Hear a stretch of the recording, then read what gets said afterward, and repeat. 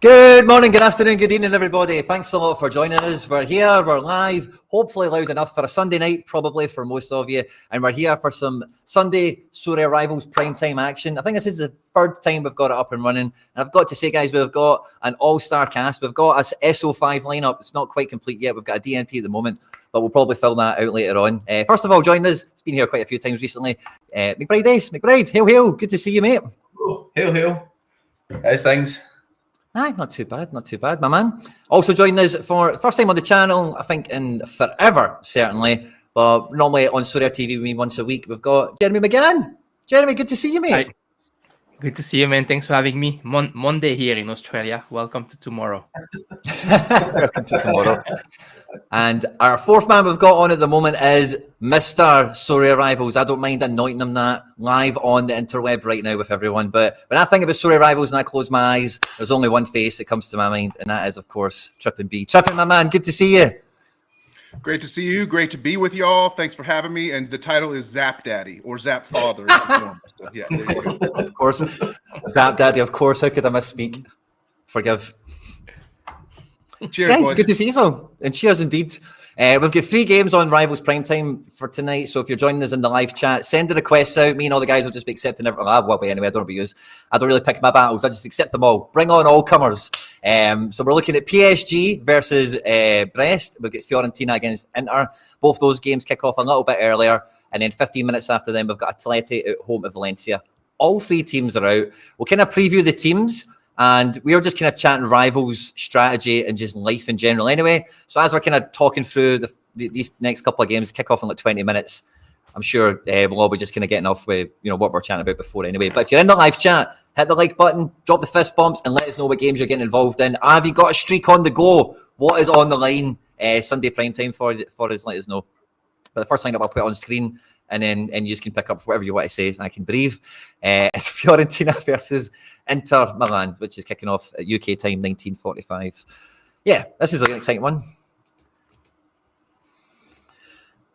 Does it really, Quinny? I mean, come on. It's the Italian league. How exciting can it be? I mean, let's get honest here. Let's come out of the gate talking shit here because I hate Serie A, and this game is it's happening. You can't deny that it is a game and it is worth playing, but anytime you get Inter involved, it's a good thing, I guess. I mean, they are technically a big club with some world-class players. Fiorentina's got some good guys too. I mean, these I look at the players on the screen, and I think maybe it will be a good game, but I guess my natural bias is against the boot tend to come out anytime I think about this stuff. The reason I think this one's exciting, right, is because in Rivals for me, what I get happy when I see lineups is like knowing kind of maybe how the game might go. Like this might be a game where it's just like batting down the hatches, defending, and it's all about tackles and all the rest of it. Like I've had a few wee notifications today, like spiking out on tactics, and that is like huge if you can do that. So I think with Italian teams, you know what you're getting, and then when you see these lineups, I see De Vrij, Bastoni, other guys, just defenders. They're going to be heading balls all day, clearing the ball, duels, all that kind of nasty stuff. So predictability excites me by Rivals. Yeah, I agree. That's why it's good to play games with big favorites, right? Yeah. You got to get the advantage as big as you can, right, McBride? As we were talking about on Twitter today. Good to see you, man. I hope I didn't rile your feathers too bad, but I was in a mood. I've been in a mood on Twitter the last few days. I'm just putting out shite talk on everybody and pushing back on any idea that comes across my desk. So, but we were talking earlier just about like picking your spots in Rivals and whether you should be playing pro cards or commons and things like that. What do you look for? Is this a game like Quinny said that you're going to target a game like this? Well, I have no tickets left because I keep losing, so I'm not targeting this one. I was far too hungover earlier for an argument, to be honest. So yeah, I think games like this pretty interesting for Rivals because I don't think there's anything really overwhelming. I mean, Inter are a pretty good team, but away from home and stuff as well. So it's probably quite a fun game for Rivals. It's probably much easier matchups over the weekend. PSV, Celtic, that type of stuff as well. In terms of what you look for in Rivals, I mean, I tend to sort of err towards games where I've got my own cards, to be honest. Like I think it's just like a natural thing because you you know the team's better. So sometimes you turn like I wouldn't really know where to start here. Like I'll make a complete arse this. I'm just gonna like set some lineups and accept some friendly requests and stuff. But I think I'm just gonna back Inter to win or whatever. But yeah, I mean it's a good bit of extra fun, particularly after you picked all your SO5 lineups and they're just running and stuff. So it gets you involved in some individual matches and stuff as well. So yeah, I become obsessed with the arena. I really want to get my zaps up, like they call officially it's reputation score, but with the icon being the little lightning bolt, I like to call them zap points. And I need my zaps to be as high as possible. I think I've lost like 3 arena matches in a row, and my zaps down to like 375 or 370. So I'm hoping I've been saving my tickets. I was saving my tickets so I could maybe build some lineups here on the live stream and stuff like that with you boys. Jeremy? You saved your tickets as well, right? Yeah, I got 2 tickets, and I'm not in on Fiorentina Inter because actually I thought of the 3 that we're following tonight is probably the one that's the most indecisive. I mean, Fiorentina are like 1-0 champions. Whether they win or they lose, it's always 1-0, 1-0. So I wasn't too confident in who was doing what. But yeah, I got a ticket on the 2 of the games. I only had 2 tickets left.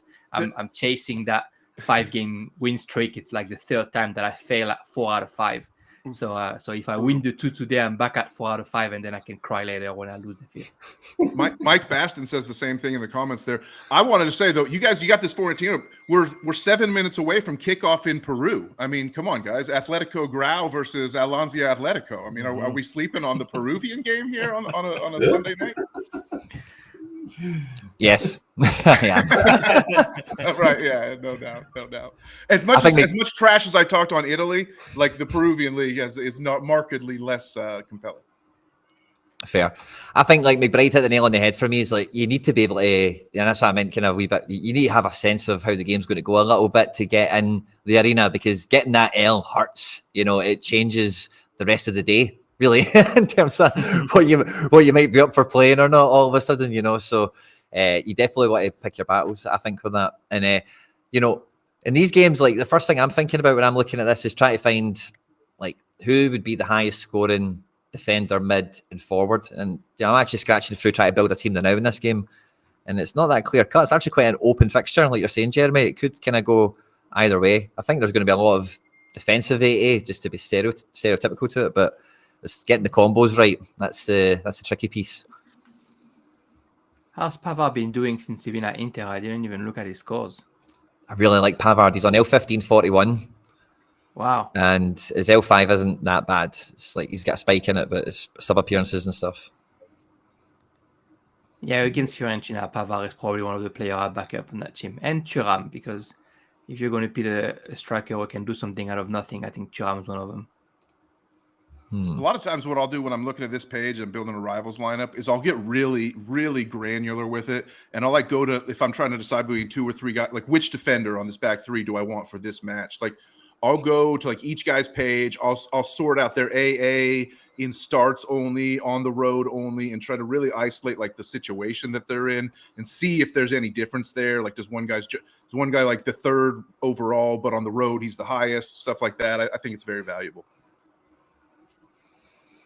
Yeah, I'm with you all the way. I'm just catching up on some comments. I just open my phone and go, he's a 44 average. I'm going to. Yeah, there is a bit of that too. There is a bit of that. That's why I'm crap at it. Well, it's a matter of if I have time. Like I've built Rivals lineups in 60 seconds that have won in the arena, just because I like, I'm trying to stop myself from doing for this Peruvian game, like I just mentioned. But at other times when I have the time, like I do like to try to dig in a little bit. Yeah, I'm with you. I think it's important as well. I was actually looking at like who's taking the set pieces in that Inter team just to see, who matters. Oh yeah, set pieces are everything. And there's some matches where, what do you guys think of? Have you found yourself playing 5-man stacks every time? Do you sometimes mix it up based on the matchup? Do you have any preferences as far as like what you think is most effective? I think it's hard sometimes. Like there's some teams where you can't like Feyenoord. I've found like you can never get 5 guys under the cap because they just score so well.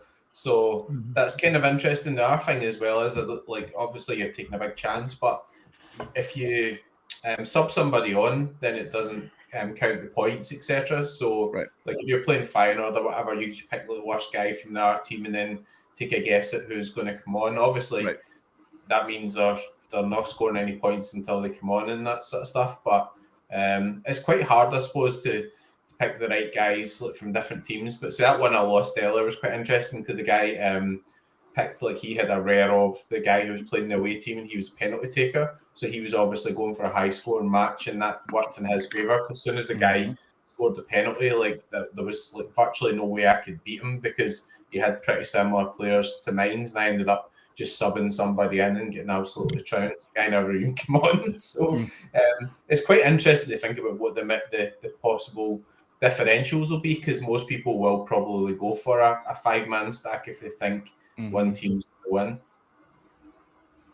Yeah, I agree. And if I am doing an offset, I'll usually try. The reason I can't popped in my mind is because someone said set piece takers. And I think, like, if you're looking for that offset guy, you might try to make sure that your utility is like the set piece taker on the opposite side of your first four. Yeah, I think this weekend I do a lot of time the full stack when it makes sense. But like this weekend, I was doing one on Saturday morning here, Friday night. You guys, Rennes was playing against Lyon, and I was dead set that Rennes was going to beat Lyon because Lyon's been struggling. But I had to put Lacazette from Lyon in there because whenever Lyon struggles, Lacazette will score a penalty or will be there on the free kick.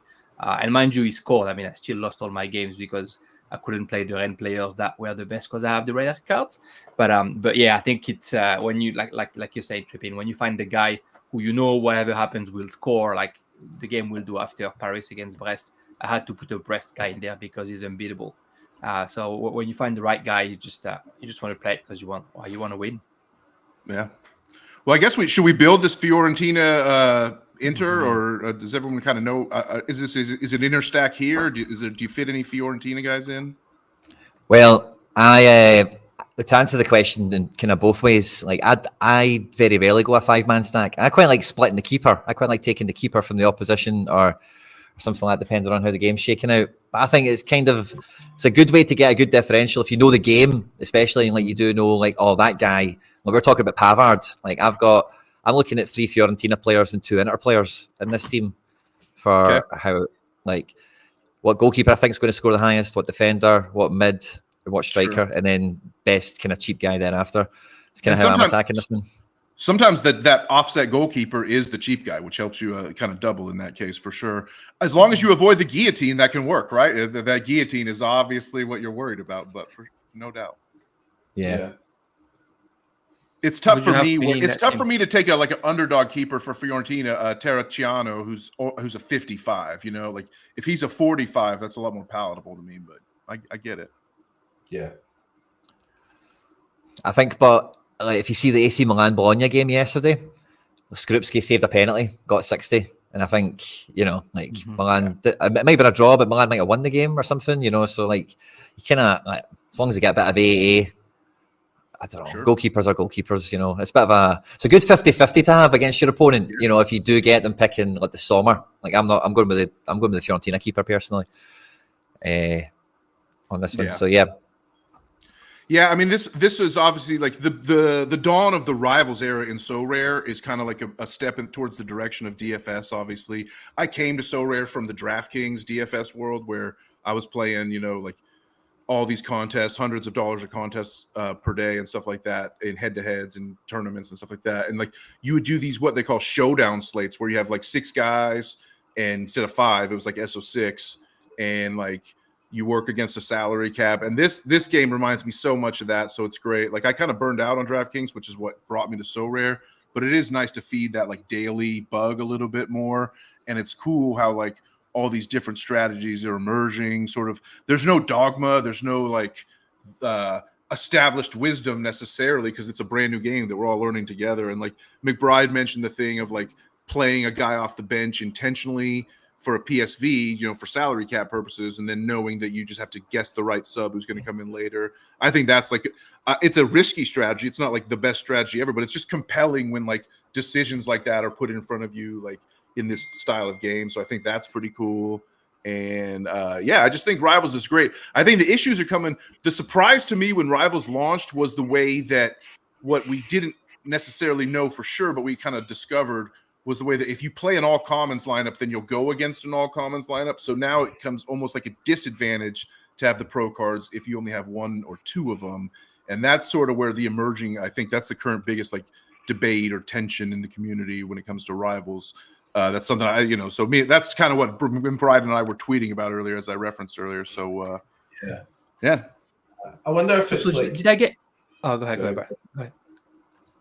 Yeah, I wonder whether like maybe Sorare kind of want you to buy some more limited or whatever as well. So the ones I've really struggled with is like you play like 2 rares, or maybe you've got a super rare or whatever, and then it just fires you in against like full limited lineups, etc. So and the other thing is the game's really quite fresh at the moment as well. So what that means is that people like a lot of the times haven't really like reached their natural position. So it was good that the first weekend, rather than all the guys with all the cards getting up to the top of the leaderboard, the other people managed to get to the top of the leaderboard. But then through time, you would imagine that guys like Nanzo, guys like that who were really doing well in the actual closed beta will make their way up there.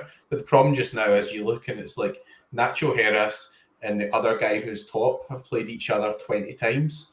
Wow. How did that happen? Yeah. It's because they're in the same bracket or whatever. So there's only a couple of people in that bracket, so they're getting paired against each other continually. So I think it will evolve, and there'll be some lessons that Sorare will maybe learn against how they pair people up, etc. as well.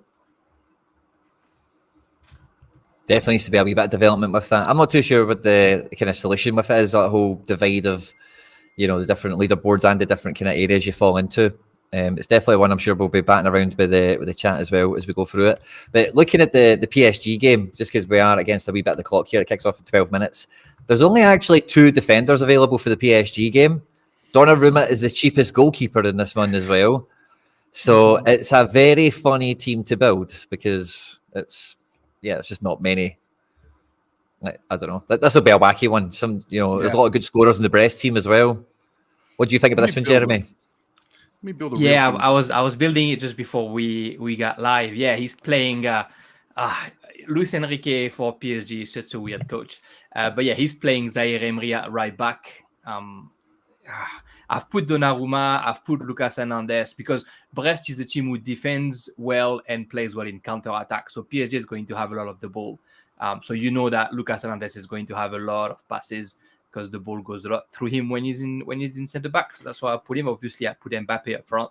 And then, like when I was saying, putting players from both teams, Pierre Lesmelou for Brest, doesn't matter which result they get, he always is in like high 60s, high 70s. Rarely goes much over, but at least you have a solid scorer there. So that's the one I put in. I do think like Brest has been the talk of the time in France for a while, and whenever Paris plays those teams that are supposed to be good, Paris turns it up and ended up sort of like punishing them. So I do think that PSG might do some damage there and sort of like chip at the confidence that Brest has in their game right now. So I'm fully backing up, unfortunately, Paris Saint-Germain. But yeah, I think Mbappe is a good shout. I put Marco Asensio because he's a bit of Luis Enrique's child as far as tactics goes, and he's got a very low L15, and he'll play. If they play 4 up front, he'll go on the side. But if they play 3 up front, like I expect them to be, he'll be the false 9. So he'll be the guy who's going to like combine with Mbappe and combine with Barcola in those 1-2s. So he'll see a lot of the balls, and he's definitely a potential assist or a goal in there. I think when Marco Asensio is fit, he's going to play a lot of games. So Luis Enrique wants the ball to go through him. So like, the team I've put there is Donnarumma, Hernandez, Asensio, Mbappe, and Pierre Lesmelou. Ooh, interesting. We've got our 5th man here. We're not getting a DNP before kickoff. The beauty of Rivals has came in. We've got Hendo. Sorry, mate, for the delay in getting you on stage here, as it were. But Hendo is joining us as well, mate. Good to see you. We've got a 5-a-side team set. Nothing, buddy. Who's in goals but me or you? Because one of us is at the end. I'll go in goals. I don't mind. There we go. Of course, the goalie guru. We might have 3 goalkeepers on this squad, boys. That's a big problem. But what's up, Hendo? Good to see you, man. Hey, mate. How we doing? Fantastic. I have a similar team to you, Jeremy, but I played the 5-man stack. I played Vitinha over Lys Milou, and it's funny to do a PSG rivals here and be left with 25 on the table for salary cap, because you think you'd want to use every dollar, but Asensio is just too cheap, and I like him. I agree. I think his salary is just kind of not real in this case. I think he's going to get himself up to above 45 L15 eventually here. So let me ask you all this: at the end of this game, who do you think is going to be the top 3 scoring players on the pitch?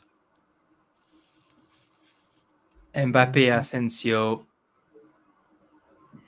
Vitinha.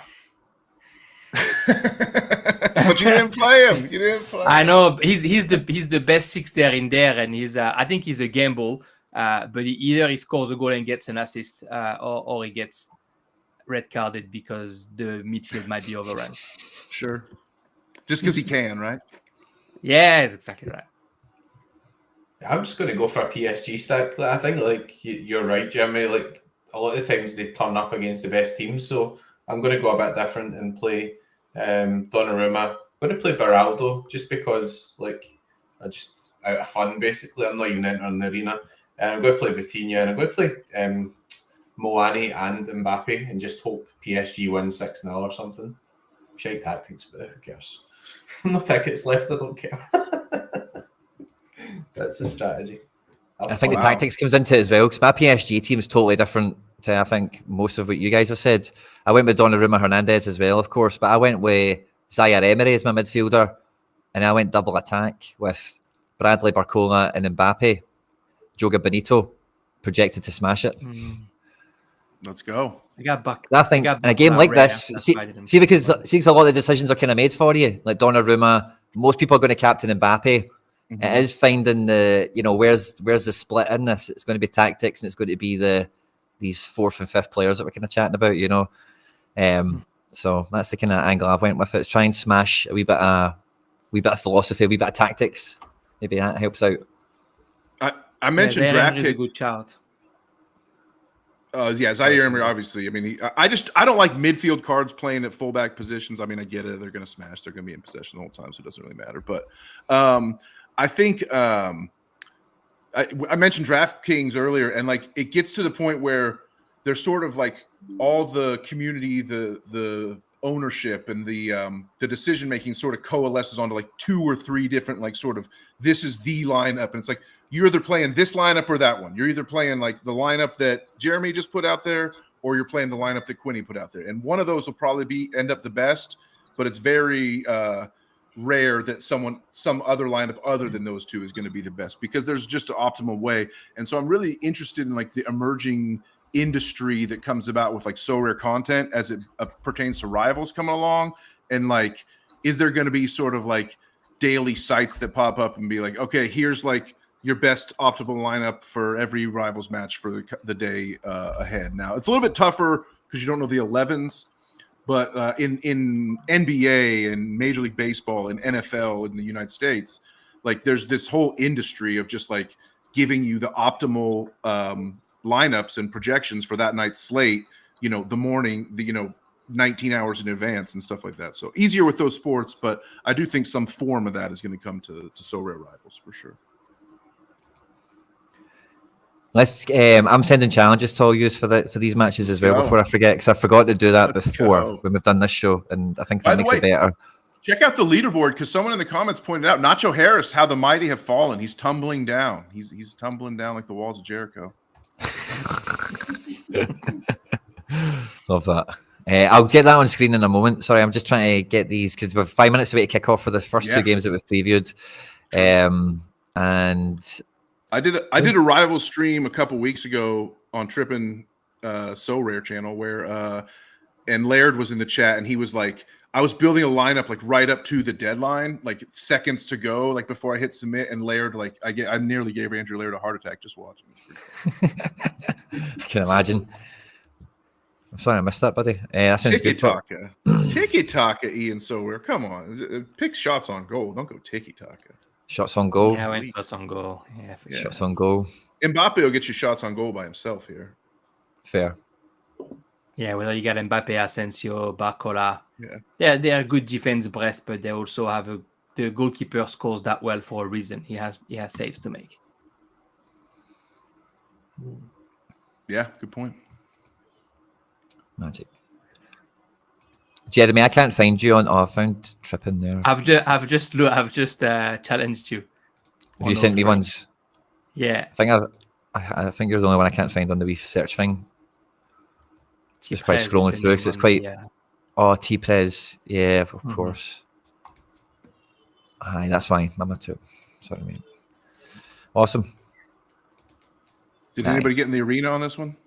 Yeah, I'm in arena for all 3 of them. Ooh. Yeah, I mean, arena. Is that the Atletico Valencia is the third one you're referencing, I'm guessing? Atletico Valencia is the third one. I think I might change it up. I might go Egypt-Congo here. I've really enjoyed the Cup of Nations on Rivals. Kind of fun because you just play all continents all the time. It's great. Is it not a dice roll, but it's a bit of a dice roll, but it's I like a knockout. I know we spent the beginning part of this stream talking about how you should isolate the games where you know what's going to happen and you can predict the game flow better. But who doesn't love a gamble on a knockout stage game with Mo Salah not involved? Fair. Yeah, I would play I'm that not one if I touching it. didn't have a rare Mbemba. So yeah, you can't. Yeah, it sucks when you can't play your rare, right? That we were kind of referencing that earlier, and there could be more to talk about there. But it's rough. I don't really let whenever that I stop played me. a rare though, Quinny, I only had whenever I played, I only had like 1 rare or 2 or something. I had somebody match up with the same amount of pro card than me. Did I just get lucky or? Yeah, I think probably just lucky. Yeah. Yes. One thing it's interesting because the limited bonus is so high, and then it's only minimal steps up if you increase scarcity. So they, like you said earlier, McBride, right? They really want to get people buying those limiteds. They want to just sell limiteds with the buy now as much as possible, because it's a huge bonus from common to limited versus limited to the other scarcities. Yeah. I think that kind of makes sense as well, though, because people realistically are probably not buying rares for Rivals anyway, are they? They're just people who are playing in pro or rare competitions. So yeah, it kind of makes sense. Just if you play say 2 rares or whatever, and then you come up against a full limited stack, then you are kind of at a disadvantage. So again, maybe they just want you to pick up a couple of limited. I actually nearly bought a Fenerbahce limited earlier, or just placed so many Fenerbahce matches. I nearly bought a guy for £6, and I thought, what am I doing? I've already got hundreds, thousands of cards. Let's just leave it. But it was interesting. I think it might work. I did a buy now. I did break my buy now duck on that one a couple weeks ago. Yeah. I've not went that far yet. Luke Jones is on all 4 games for the arena. Good to see. And Luke Jones has been smashing me, by the way. I opened up my stats tab. He's like the guy that just beats me every week, it seems, or every match. He just sizes me up and takes me down. So good luck to you, Luke, for this one. And Tony in there. A big penalty miss in there as well. But yeah. Endo, how have you been finding Rivals? Yeah, good question, mate. I haven't really played a lot of it. Obviously, jumped on tonight when you were talking about that. I had quite a similar lineup. I went for Lees Milou, and then went for Barcola and Mbappe. So and then went for shots on target. So I think that might work out. But again, I've certainly not been tempted into limited. I think you know that I don't play limited anyway. So it's not like they have any synergy with other cards or anything like that. So it doesn't really make a lot of sense for me, other than I've got one. Yeah, I've only got one limited goalkeeper now, just in case I play 220 and just chuck him in there. But even at that, David Marshall's cap's up to 57 or something. So it doesn't actually really work for that at all. So yeah, I don't know. Maybe it's something I need to look into a little bit more. Yeah, fair enough, man. It's definitely a game it's definitely part of the game that it's through the beta, it was good for scratching that itch when it was just international football, and the beta was kind of good for what it was now. But yeah, I understand with the whole limited part of it. It's good, but I think it adds to every game I've watched quite easily, And one dynamic I've really enjoyed trying to toy with and trying to crack in some matches is the substitution part of it. We're talking about, I think it was Schlotterbeck with an OG earlier today. Last night I had Marapan with a red card. I had someone else getting subbed off in the first half yesterday afternoon. there was tons of mad stuff as well. So, look, yeah, just it's just something else about it. But yeah, sub them off immediately if they get a red card for sure. Yeah, but you gotta have the right person. So yesterday we were talking about that with Quinny. So we were both watching the game Marseille against Monaco, right? And he gets a red card and he gets subbed off. And then I'm like, oh, Quinny, wait, they're coming back from the locker room. This guy doesn't have his pants on or whatever. And he had already made the sub. And I was like, oh, we're watching it live. We're gonna be able to get the right one. Yeah, you gotta do it the right way if you're gonna serve it. Yeah, I still won that, by the way. Yeah, he did. Good work. Brilliant. Subbed off a guy with 11 points for a guy that DNP'd and beat the guy still because the tactics had totally smashed out. He had the guy on the red card. I think no, did he? I can't remember actually.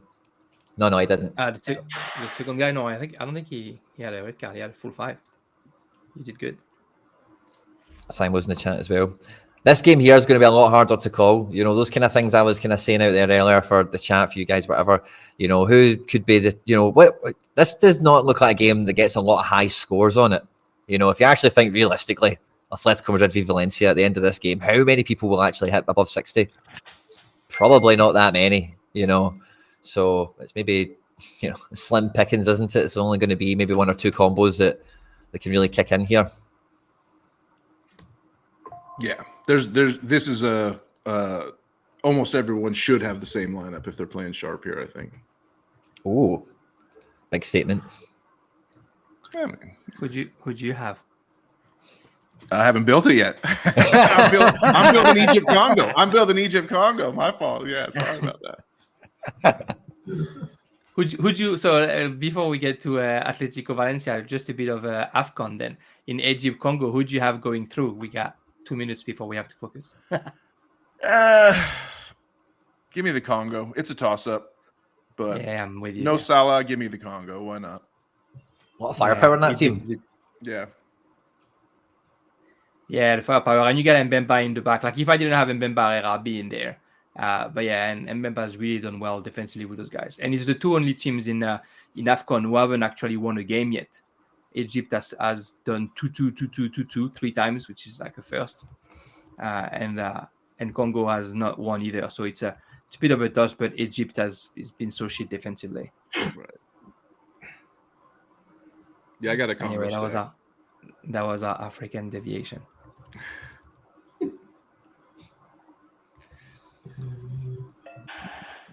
Yeah, this game just looks like heartbreak to me on Rivals.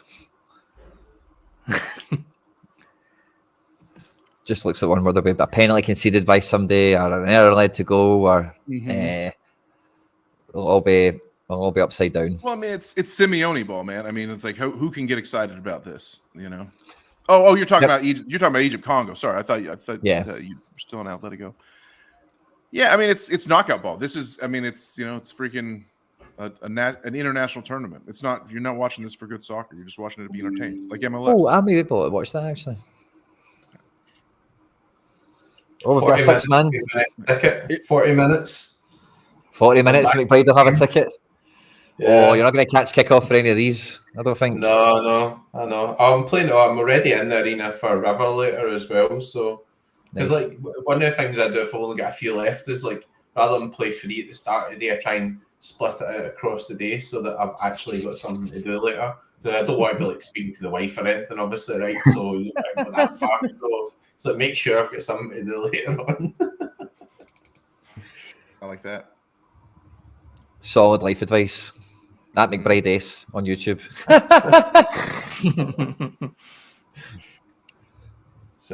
Okay, back to Atletico. Who do you have, Quinny, on Atletico? So for Atletico, again, when I look at this, how many of the defenders are going to get a really big score? There are going to be fouls. There's going to be bookings. There could be some heroics, but there could also be some blunders. You know, like it's just a bag of frogs. So I've went with Savic. So I've got his card, to be honest with you. But it could really be any of them, and both teams could get a 75 out of nowhere. But I'm going with my bias on this one. In midfield, again, it's the same question. I'm kind of asking myself, Javi Guerra and Fran Perez and Pepelu, all 3 of those guys have been really fun to watch. And in this game, they'll probably be, quite, if you do watch the Atletico game, that they'll catch your eye. But It's about winning duels. It's about putting balls into the box for a lot of them. And I don't know, does that mean that DePaul, Barrios scoop up a lot of duels, won interceptions and stuff? So I think midfield's quite hard to call. And then in forward, Griezmann is the number one pick. And then when you see Depay on the pitch with such a low cap, it feels like double forward for me. Like, and I'm all about Captain Depay. That's kind of my life, you know. So the midfield spot is the only one I really wrestled with and ended up being RDP in the end because his L5 is too juicy. You nailed it. That's exactly the team I was referring to earlier, Quinny. It really is a thing, though, in the DFS world where people will say, well, there really was only one lineup. There was only one lineup that sharp people would build. Any sharp player would have had this lineup. I mean, come on. What are you thinking? You know, it's just like, I think defense and midfield are real coin flippers, but, you know, like you could pick a Jose Gaya and a Javi Guerra, and they might outscore the two athletic guys. Like, it could be quite random that way. Goalkeeper as well is a bit of a toss-up. Very similar price. And, you know, like, God knows how they'll both score, really. Yeah. You've got Mamardashvili, don't you, Hendo? You'll be able to tell us about that. No, not me. No anymore. Does anyone hear about Mamardashvili? Never had one. Charlie's got Mamardashvili. That's who I was thinking about. Sorry. Sorry. I went Ronaldo, Quinny. The reason I picked him is because he was out injured for a long time, and then he before injury he was actually scoring really well, and then he obviously I think he was at the AFCON as well, and he just come back. So I just thought actually he had quite a good chance of like outperforming his cap, if that makes sense, because I do remember he was pretty solid in terms of the scores he was putting in, and then I've gone Ronaldo, Samuel Lino, and Griezmann, so I've kind of went like down that side of the pitch, if you know what I mean. Like I think Gaia is actually pretty good player overall and stuff as well, and yeah, just kind of worked out that way. But by picking Ronaldo, it lets me put the Paul in midfield as well. So it could work out badly if Depay scores, obviously, but Griezmann in there as a captain. Do you think he'll play more as a left back or left centre back though, McBride? Because I think his good scores were coming as a left centre back. If I do, that's kind of interesting. But I mean, I think with like Lino's a weird one because Lino sometimes plays sort of left, sort of attacking. Sometimes he plays as more of a wing back as well. So it just depends how they actually line up. They probably could have like Molina on the right and Lino playing as an attacking left wing back, which sounds a bit weird for him because he's more of an attacking player. But so it shows a 4-4-2 on the screen, but I don't think they always play like that as well, if that makes sense. So we'll see, I suppose. They could do sort of 5-3-2 type lineup as well, in which case then they would probably outscore his cap. But so we'll see. We've got kickoff in the Fiorentina game and in PSG, just to put them on screen for you guys all for a moment. Bit of drama with PSG, and they almost got a yellow card for Asensio and a foul on Les Melou, but they didn't give it, and everybody's angry at the referee. Love it. Looks like Asensio's taking the set pieces, though. He just took a corner kick. He's about to take a free kick now. That's right. Hakimi was taking them, wasn't he? But he's at AFCON still, isn't he? He's Morocco. Vitinha. It's either Vitinha or Hakimi usually. Let's go Vitinha. So let's see. I think I can put all this one. He's about to take one right now. So we've got the PSG game. This is my arena match, if anyone cares. We've got it's basically Vitinha versus Zaire Emery, and it's Joga Bonito versus All Out Attack for this. Wow. So that'll be fun. Same captain, yeah. And then so let's see if I got any of you guys here for the PSG game. Let's see tactics and all that caper, and we'll be able to maybe throw this around a wee bit as well. I definitely accept. There's me and McBride. Yeah, there we go. So I'm ahead by 10 early on. Yeah, you should have me on there too. Somewhere. I almost changed. I almost put Barcola in instead of Vitinha, or instead of Asensio, but strip in there. All Out Attack versus Joga. I'm flying the Joga Bonito flag in this game. Yeah. You said it was projected to smash, so that there you go. Yeah. Well, the team, they had 5 that they would get on average, and I think maybe Zaire Emery. I was so impressed with. See, a guy who beat me in the Bayern Munich game played Joga Bonito, and he had Musiala, and Musiala got like 5. in midfield. 5-1 contests.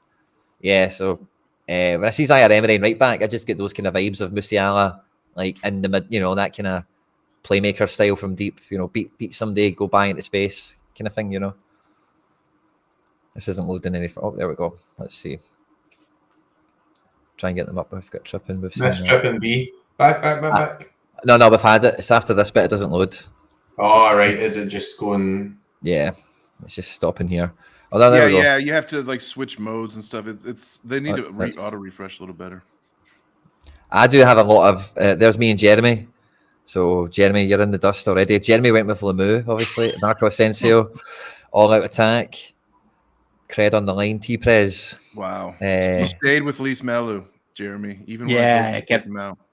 So did Hendo. Let's drink as well. Hey, kept him on. Almost got a great. I mean, you are playing from tomorrow, right? So maybe you've seen something that we haven't. Exactly. We know things down under.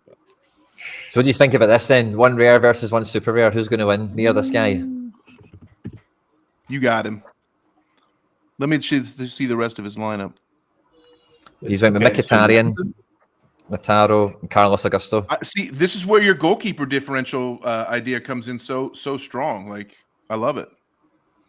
Yeah, fingers crossed. Because it gives you an out. Like, even if you're at a disadvantage is a lot better than being blocked and to have absolutely zero chance. If you have Summer there, you can never have zero chance to outscore in that spot. Yeah. Totally. I mean, it's basic, but I mean, it needs to be said sometimes. Yeah, there's a lot of guys that'll say they'll come on and say they've been paired against somebody and they've got better cards and they can't win because it's like the same lineup. So that's kind of fair point. Like, kind of think about that if you don't have like many cards or whatever, like picking somebody a wee bit different so that there's less chance that you're going to go against the obvious lineups. Mm-hmm. Exactly. There's me versus Jeremy in the Inter Milan game. Mm-hmm. Give yourself a shout. So I'm in for all three of these. So I think that'll put me on to 4 out of 5 wins or something. So I'm hopefully going to break that voodoo by tomorrow. get onto the next bit of this. Hell yeah. In the arena for PSG against Brest, I'm playing against a guy. So my team was Donnarumma, Hernandez, Les Melou, Asensio, Mbappe. I'm playing against a guy who put different team completely. Marco Bizzo as a goalkeeper, Vitinha and Bizzo captain, Vitinha midfield, and then Le Douaron, the striker from Brest, and Chardonnay, the defender from Brest. And then he also put Marquinhos, who's not playing. I'm not going to, like, we never know. Like, I'm going to say that and I'm going to jinx it and I'm going to get 3 red cards and Brest going to win 3-0. So I'm going to go easy, but let's hope not. Like a good start. Let's hope not. Love a good start. I've had some lineups here on the Fiorentina one come up, but it's getting this loading problem.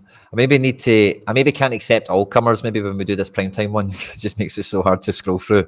Maybe I can maybe we just do everyone that comes on. We also got a great turnout, by the way. Thanks to everyone that's joined us. Thanks guys for however long you hang out for. Obviously, no pressure on staying here for the full matches or whatever. But we're 10 minutes into the 2 earlier ones that kicked off, and Atletico Madrid are just coming out for kickoff at the moment. It's all firing off on Sunday night. Oh yeah.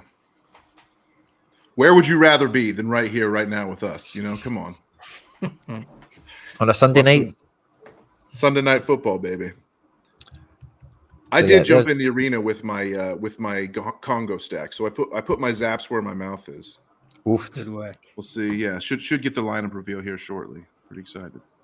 If anyone wants to share screen, they can for anything, not just Rivals, but if we're talking about cards or whatever we want, just let me know. You can share. There's a wee button. You can share the screen if anyone wants. Just as a wee housekeeping thing. There's Luke Jones. He always beats me. I'm going to beat him this time. Did we get anyone else that's on screen here?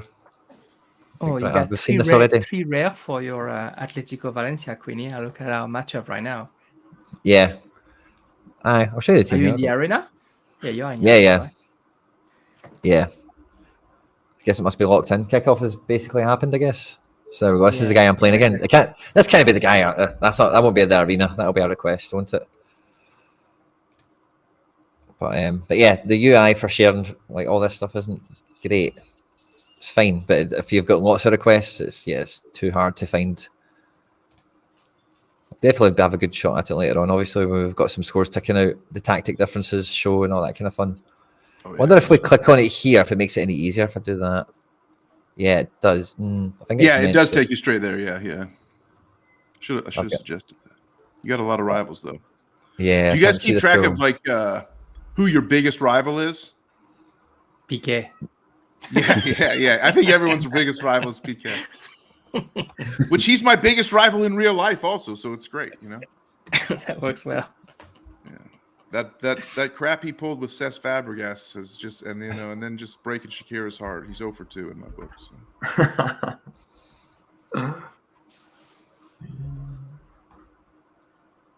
Let's see where we're at. Oh wow. Very close matchup in my AFCON. We've got a question here for a lot of us. Newbie here wanting to know how to decide what games to enter on. Like Trivia was saying, right? It's either you have a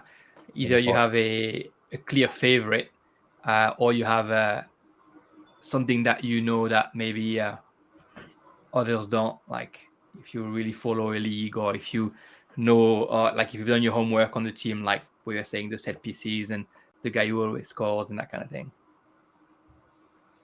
Watching game is a big part of it. If you can actually watch it, because the subs can make or break you, might be able to save you as well.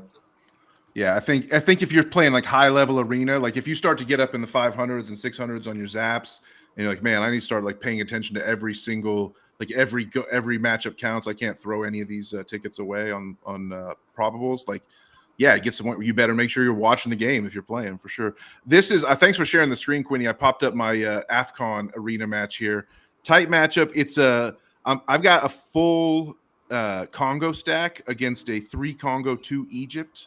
This guy has El Neni and Hagazian from Egypt, so he's just gone full on. He's expecting a 0-0 here, which probably makes sense for a KG potential knockout match. So he's expecting just a lot of crap points, and he built kind of like you the game that you suggested. You might think Quinny for sure. We've got a goal. We've got to go. We've got to go. Let's go. 1-0 to the Internationales from a corner, by the way. Asllani with the assist, and Lautaro Martinez putting that away. I'm sure it was a wee hit. Yeah, it's a corner. Knocked into the front post. Lautaro, yeah, man, just wow. Nice wee header. One of those ones that people never actually score, but he's kind of walking, and he walks to not just the front post, but at the edge of the 6-yard box, kind of like, I don't know if my mouse is on screen, it probably isn't. But more towards it, he's at the edge of the 6-yard box, and he's just walking. And as the ball comes over, he just does that and nods, like just turns his head on the ball, and it just flies in. No one's got any chance. Just walks. Doesn't even. He kind of jumps a wee bit, but he just nods his head onto it, and nice finish. One of those ones that never go in, right in the postage stamp. My captain, well done. Oh, did you captain him? Touche. Yeah. Mm-hmm. So I'm now winning 12 out of 32. I'm losing my arena by 23. Ouch. Why is that? He captained Lautaro. I've got Captain Bonaventura. Giacomo.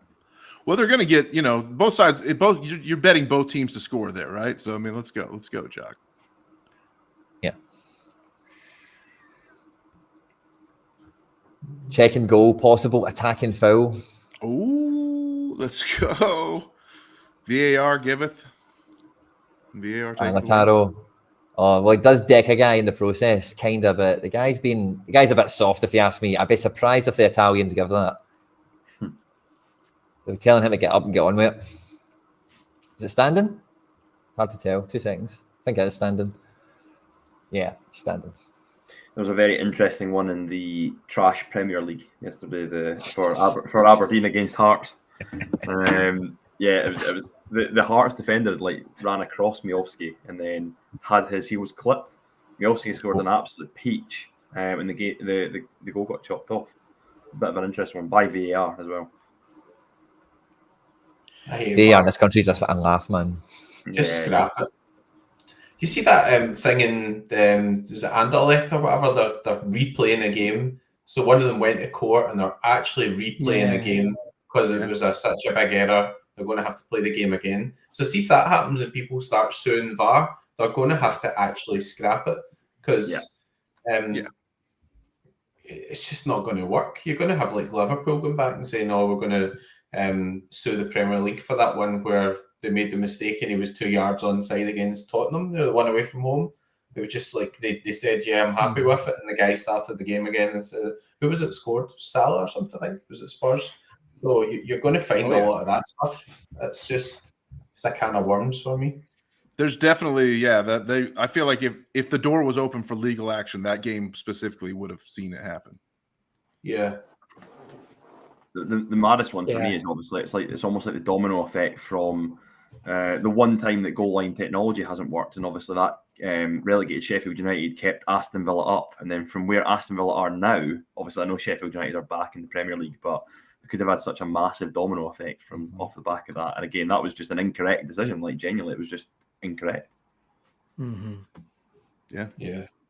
But like, if there's like an actual malfunction or whatever, like if there's some sort of if the guy says, "Yes, I'm happy with that," and the guy takes it the wrong way or whatever, but the guy was like 2 yards onside, you can see why if they actually did go and take action that would be overruled. But it's just such a big can of worms if you're going to actually replay like a full game of football for one decision, because there's so many decisions that happen in the game as well, and some of them obviously are pretty like subjective decisions as well. You know, like how much fighting was there after the Celtic Rangers game about the penalty when the guy was actually offside, and Rangers fans were still adamant that there was a problem with the process. It's like you can't get a penalty if it's offside. Like, so that one you wouldn't be able to sue because basically it was offside, so it can never be a penalty. But people discussed that for about a week and a half. It's just like Kerry's really bad. Ian Sorare saying Graham Kerry had a goal disallowed for St Johnstone. It was just an absolute nonsense. Like, it was such a good strike as well. He's managed to find it in the inside post from like outside the box, and it gets disallowed for like a really minor push in the box and stuff. Just getting it's getting ridiculous. You feel as if they're trying to find ways to chop goals off now or whatever. Like, where maybe it would be better, like if you just had slightly more decisions that were wrong, but if somebody scored, you live in that moment and it's a goal, and unless the linesman flags, everybody just goes bonkers. Because now it's like you're 5 minutes later and everybody's sitting like wondering whether or not you can celebrate. It's just not really quite the same feeling. And there was an FA Cup game or something that was on, and like they didn't have VAR, and everybody was just enjoying the fact there was no VAR. It's like that's quite telling, I think, to be honest. So for context as well, that game was being replayed. It was like they shot a penalty, Schmeichel arrest, like stops it, and then the striker comes after and scores, and VAR looked at that and said he was in the box at the time the penalty was shot. So then his goal was invalidated. But then when they looked later again, they realized that there was also defenders in the box. So there was both sides were like not following the rules, I guess. And so the goal should have stood. So it's also a bit of it's not a huge mistake. Like, it's not the Liverpool against Tottenham, because he was in there and he shouldn't have been in there to start with. So it's if you're going to redo it for that, it definitely, I mean, I'm sure the EPL has like all the legal paper done so that no one can do that there, but I'm sure Belgium after that is going to protect themselves a bit better as well. Yeah. What do we think about Hoodwink's comment here? Should have been a penalty. That's because you're just used to getting penalties every week, Hoodwink. That's why. That's because Tavernier is the top scorer in the world in terms of taking penalties. A right back that scores about 15 to 20 goals a season because of the amount of penalties that Rangers get. So there we go. It should have been a penalty, and then it would have been overturned for offside. Then everybody would have been happy, apparently.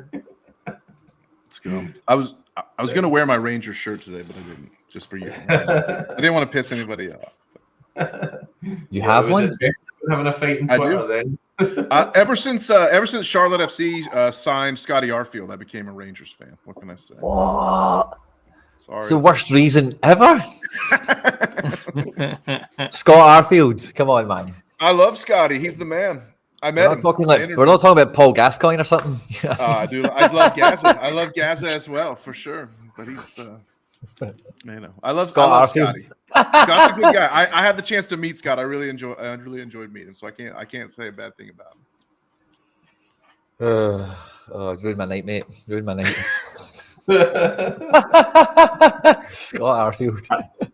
As always on the streams, Quinny, I've got to represent, in case anyone thought it was just a jail top. It's an old Dunfermline one. So, yes. Always representing on the stream. How are Dunfermline doing these days? Yeah, we're struggling with injuries just now. But obviously, we played Dundee United yesterday at Tannadice. So, Tony got hooked after about 55 minutes. He wasn't great. I gave him a message just it was a 0-0 draw, but I gave him a message just saying bit of a tough game for your lot, and he was like, yeah, we've got a good team considering obviously all the injuries and stuff like that. So not too bad, mate. Let's see what happens second half of the season. It'd be good to get you promoted, get you some cards, and then you and Trip and B will be living the same life. Yeah, I get to watch games without VAR though, so Yeah. And to be honest, when we're moving away and stuff, I'd kind of be envious if I was away and then we'd be in the top flight, because I've been home and away for the last 20 odd years and I've barely seen us up there. So I was going to say, what would be better, having Dunfermline play with no VAR or having Dunfermline unique stack and watching Dunfermline play with VAR? we'll go with the latter, I think. How's Ben Summers doing? Yeah, he's really good, Mark. Really good. Top talent. You can tell he's been brought up through a Celtic academy, like the way he turns on the ball and he's fearless when he takes on players and stuff. He played 90 yesterday and he was really good. Really good. Very happy. He'll never get a game for Celtic then. Never, mate. He will never even get close. That's interesting. Did he get an injury as well, didn't he? Like, it's good to see him actually get some game time and stuff, because that's the thing with these B leagues and reserve games, that like really guys would better go and play in championship or whatever and getting a season under their belt, 100%, mate. Yeah, absolutely. Not much movement in the games since that goal. Yeah, seriously. I was just watching the Atletico Madrid one there for a second. Oh, was that, sorry? Lucas Hernandez got a yellow for PSG. Boo. Come on, Lucas. We don't like that. They're doing all right, Brest offensively, actually. Barcola is a good player, isn't he? He's a top talent, him. Yeah. So I scored a number 1 out of 100 rare card from Barcola a couple of weeks ago at 0.1. Like, he was cheaper than anything else back when he was a Lyon card, and I got it straight away because obviously he's talented. Obviously Luis Enrique trusts him, and then his future is so bright. Like, it's either Mbappe stays and he'll play with Mbappe, or Mbappe leaves and I reckon the team will be his. So he's definitely show off. He's probably a bit green for like Champions League level or whatever, but for Ligue 1 he's flying. All the cards are cheap at the moment, to be fair. Like, yeah, come on. That's a different argument. So, but that's a good price. To bring some peace in the Rangers versus Celtic debate, McBride, I was telling that to Quinny a few months back. Like back in probably about 80 or 90 years ago or something, two brothers from Glasgow moved to Australia, and one was a Celtics fan and the other one a Rangers fan. And they love football, but obviously Australia football were not very good at it. So they created a club, and they couldn't like get along with how do you call it and what do you do. So they created a club called the Madrid Rangers, and they play in green and white. Please, everyone. I don't know how you feel about that. Anybody outside who supports either Celtic or Rangers, I don't know how to feel about that.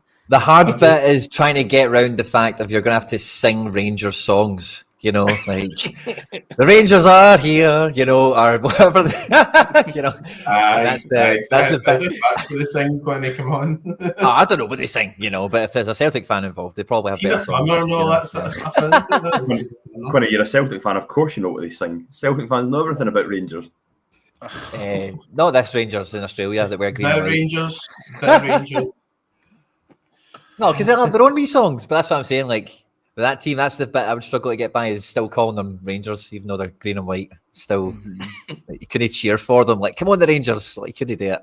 Like, even doing that now makes me feel weird. Like, I can't even watch Rangers games. Like, there was a game. I know it sounds pretty bitter and stuff, but there was St Mirren against Rangers on yesterday, and I was like, I'm just going to turn the TV off. I'm just not watching that. Like, I just can't. It's like, see if they brought Rangers onto Sorare, that would be an interesting test, because Tavernier would be like probably the best defender on the whole platform. But I just don't think I could actually bring myself to have that sort of nonsense sitting in my gallery. Like, I just think I would refuse. Or if I won him, I would just sell him as soon as possible. But he would actually be pretty much the best defender on the whole platform. He just scores so many uncalled for penalties. He's got an L40 of 71. Aye, That's a right that's back. He's got 600 scores since game week 369. So he was a top scorer in the Europa League group stages, and he's a right back. So No. And he's got 200 in his last 6 games. But yeah, I mean, I think it goes unnoticed how good he actually is in games now because he's just known for scoring penalties and free kick stuff. He's actually been excellent, like, for the whole season. Yeah, I did think. I mean, me and Quinny went to the Celtic Rangers game, and I think his general sort of performance levels of he used to be pretty bad at defending and stuff, but I think he's got more clever with it. But I think he's set piece taking, like his direct free kicks and everything is, are really good. The last 2 times played at Parkhead, like he scored 2 really good free kicks, one of which, like, he'd absolutely no right to score at all. It was like 30 yards out or something in off the bar. So he is actually a pretty good. No, I'm not going to say that. He's rubbish. Lee's Melu yellow card. So that's 2. Yeah, it's just all that. That's not good. Hernandez. Yeah, I'm watching it.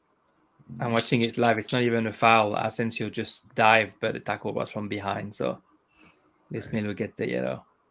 That's what Asensio does. Yes, and he did that actually really well. But yeah, that's what he does. I know we're in rival, but do you guys have any pro blood going on for tonight's game as well? No. We need the scores low, I think. Me and Quinny. Yeah. Nobody score. Where are you sitting now, Hendo? Not very high, mate. It's another Kyogo killer, unfortunately. I've been saying I'm going to sell him, and then I just keep using him again. But I'm sitting 18th just now. I'm down to 9th. And I'm projected 41st, so there must be quite a lot of games to go. Yeah, still got like Benfica tomorrow and Galatasaray and stuff tomorrow as well. Okay. Yeah. Normally, by the time you survive PSG and Bayern, you can get kind of happy with life, if you're still hanging high. But Benfica and Gala still around the corner. It's definitely far from over in that regard. I mean, you guys will be well asleep by this point, but I'll be watching Mexican League soccer at about 10 o'clock Eastern on the U.S. East Coast. I got some prize coming. Hopefully, I just shared my screen there, Quinny, if you want to pop it up, of a fun little 270 team. I got my boy Scoofs. Big Bob came through with the late goal, double decisive. Jizzhorn cap in my pants. Yes. He's coming back in great form. And the Tigres. We count on the Tigres to bring it home. We got 88 points to the rewards. Got to figure it's mostly wrapped up. Let me see how much left in the contest. Jizz left his mark. Most definitely. 88% done. You know how it is when you get the 100 from your captain, you feel like you've got a shot. So 97 from Big Bob, I feel like we got a shot here. We'll see. Totally, man. Guzman's definitely playing. He didn't play the first game, right? He's finally back. He had a 3-game suspension for acting like a total asshole in the end of they were in the championship of last tournament, and he got a red card. And then instead of leaving the pitch, he went and there was a tarp off the side of the pitch. He climbed under the tarp and was hiding, watching the game, and they gave him a 3-game suspension for the start of this tournament. So, but he's back finally. Yeah. Do you have still on the Liga MX? Do you have a Brendan Vasquez tripping B? I need doing one. All right. I need one. He's in fantastic I got one form. not too long ago. Yeah. Doing okay. I screwed up not getting one. People were saying that was a bad move for him, but it was actually a great move. So yeah, well done for him. Yeah, scores already. That But brunette Guzman is great. I love him. His nickname is El Paton, the Duck, and his mohawk is amazing. So Yeah. we'll see where these guys end up for sure. But we need some goals here in these live games we're watching, boys. Come on now. Yeah. Aye. Definitely not. I'm crushing in African League of Nations, African Cup of Nations. So there you have Put that on for anyone who's looking at this one. But yeah, I don't know how you can be crushing it. There's not any points anywhere. Yeah, exactly. Mbemba. Yeah, Chancel, and mostly because this guy, basically, he's losing more. My opponent's losing more points than I am. That's why. Chancel was a bit of a legend, didn't he, Quinny? He was your first referral card, he was my first referral card, but I think he was maybe was he your first referral card as well? Aye, I think he was I think it was definitely like a referral thing in Mbemba. The first reward I won was a Jairzinho, but I also remember getting an Mbemba gifted to me. That's nice. That was my sign-up bonus. Oh, maybe I got it as my first reward. Like once you buy 5 rares kind of thing, once you buy 5, you get one for nothing. My one for nothing was Mbemba. Is he not the guy that was supposed to be 24 or something, and the wrong? He was feigning his age or whatever, and he's actually now he's 33 or whatever, but he was saying he was 24. I thought there was somebody like that. I can't remember who it was. Yeah, Chico. Oh, the assist from Barcola. He's at the corner of the box on the left side, and just a little chip ball between two defenders right in the run of Asensio, and then Asensio finished left-footed from what channel is the game on? Assist from Barcola. Oh, la, la, la, la. Barcola and Asensio decisives, two differential cards, both getting the pick up there. Yeah. Damn, Barcola is my under 23, so I'll take that. And then continue to Barcola. I knew it. Try to show me the way, Quinny, and I was too proud to make the change. Let's hope that's a good omen. Coutinho will get on the sheet. There's more decisives to come here. I'm not too worried about it. Asensio screaming up to a 72. Mm-hmm. Yeah. That's one of those ones where sometimes it's one of the hardest things to do in a salary cap game like this from my DraftKings days again is leaving salary on the table, leaving salary cap on the table. Mm-hmm. But you have to know sometimes when some guy's just the right play and his salary is out of whack for some, different reason. And you just got to plug him in, you had to play Asensio here. I felt like, despite leaving salary on the table. Easy to say after the fact, obviously. Vitinha is the best scoring players without a decisive. If that yeah. Well, there we go. Now I feel prouder. Yeah. Floor points, baby. Do you feel like this is? I guess this is a question for Mark and Quinny. It's a little bit like the footstock kind of side of stuff. If you remember that back in the day, that's the only real exposure that I've had to a sort of DFS type game, and it very much feels like it's about picking the right combination to almost unlock the safe a little bit in terms of, like you said there, Trippin, about just being able to pick. I think I can't remember exactly how they scored them back in the footstock days, but you know what I'm getting at. If someone had a 0 score and you could fit them into the cap, that kind of stuff. Yeah, because in footstock they had like a star system, so the guys who were scoring better were 1 star to 5 star, and then you couldn't put a certain amount of stars to use up or whatever. It wasn't just based on last averages, it was based on what category you were actually in. So you were playing a sort of overall weekend contest or whatever, and you had a budget for the amount of stars, so you always had to find somebody who was really good that was down the lower bracket and stuff. I suppose that's a wee bit like the cap system in Sorare as well. If you play a cap to 40, sometimes you can get somebody in midweek. Garbage is a 0 last 15, so Sheffield United are pretty rotten, but they're playing away at Crystal Palace, and there could actually a reasonable chance you could get a sort of 40 or 50 or something there, and so he's a bit of a sort of cap cheat code and stuff for the next game week, so kind of similar to that, I think. It's interesting you say that. The one thing that kind of opened my eyes a little bit was doing, say for example, a midweek cap mode, and when you actually go into Sorare data and then ask it to suggest a lineup, it will suggest a DMP keeper a lot of the time when, say for example, you've got a really poor like goalkeeper lineup, everyone's playing away from home and they've got bad fixtures, you realise how high the score actually is because it allows you to play, just higher power cards. So it's actually quite interesting, like kind of working back from there. There's Hoodwink saying bring back Footstock. It was certainly a little weird corner of the internet, but it was quite fun. It was fun for a while.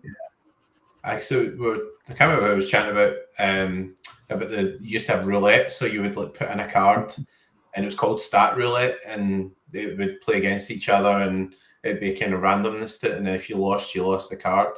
But then they had a full gambling license as well, right? So, and it was different. And true story on that as well. I didn't. It was called stat roulette, but I didn't realize it was actually based on randomized statistics. So I was using guys who had no stats. I kept losing. I didn't realize why. So I was putting in like David Brooks and stuff because they hadn't been playing. I was like, but David Brooks is good, but he'd no stats, so I would just lose all the time. So I lost at least like 50 or 60 quid just like by not knowing the rules of the game. So there we go. It was good fun. Anyway. It was an insane little platform. Obviously, you guys won't exactly know what's going on, but it was very unbalanced and it was very over and done with quite quickly. But it was fun. It scratched an itch. Kind of similarities to Sorare, right? So the only difference was you had to pay for the cards, but then there was a paid buy-in. So like you played in like a 20 quid contest, and they put all that money in the prize pool. Then you had to pay for the cards as well. So the cards had a value. So it was pretty interesting from that point of view because it was almost a wee bit like Sorare, but with paid entry fees, but they had no idea on scarcity. They had no scarcity limits. So people would just go and open packs and basically you would just have like end up with hundreds and hundreds of Bruno Fernandez's or whatever and just it'd bring the price back down and kind of some similarities, some of the issues with Sorare just now, but also at least Sorare have got rares being 1 out of 100 and stuff. So yeah, I wish Sorare could bring in that gambling aspect and especially that card aspect. I wish you could that's what needs to happen is the ability to stake cards in Rivals. Like I go against you and we each put up a card and winner takes both. Like that would just change the game so much. I feel. Be great. It's just then the problem with that is that would be deemed gambling. So Footstock had a gambling license. So problem then is if Sorare's gambling, like, are you going to get shut down in the US and stuff because online gambling's banned and the gambling rules are different in all the different countries. So then you might not be able to play against some people from other countries because I used to play in poker, right? And we started in poker, you play anybody anywhere in the world, and now you go on certain versions of Poker Stars and you're playing against people from certain countries, but you can't play against people in Italy and all this sort of stuff. And it's just find it weird that it's the internet. Like you should be able to really kind of play against anybody you want, but it just doesn't work that way. So, I agree. I'm just wishing, wish casting for sure. But I mean, since Sorare as it is already gambling, they might as well just get the gambling license, right? Is that? I don't know. That's always one I get. It's a workaround. That's kind of the way I look at it. It does. 2-0 PSG. Oh, 2-0. Yeah. Lovely. I can't wait to find out where the decisives come. It might be offside. Kolomwani. Oh no, he's not offside. Kolomwani goal. Oh, I've got Kolomwani. Yes. Ooh. Who played the ball? Do we know? Vitti. Give me Vitti. Shot from Vitti? Shot from Vitti, saved by the keeper, and Kolomwani coming in. No assist. Classic. Yeah, you're doing so as well. Keep that crap away. Bye. PSG is better when the other team has the ball. It's crazy. A team that's supposed to dominate Ligue 1 so much, they're only good in counter-attack. It's kind of like Celtic. I'm obviously a Marseille fan and I hate PSG for everybody around here. When you've got players like that, you need space to run into. And if you're playing against low blocks, deep teams, you can't use your players. It's not totally the problem at Celtic. It's part of the problem, but it's similar kind of thing. And you can't build a team. And you can't build a team for the low blocks because then you're not going to do anything in Europe. Yeah. Oh, kind of. I don't know. I think that's maybe what Brendan Rodgers and Celtic got to try and convince us all of in the coming week or so, I suppose, but hopefully not.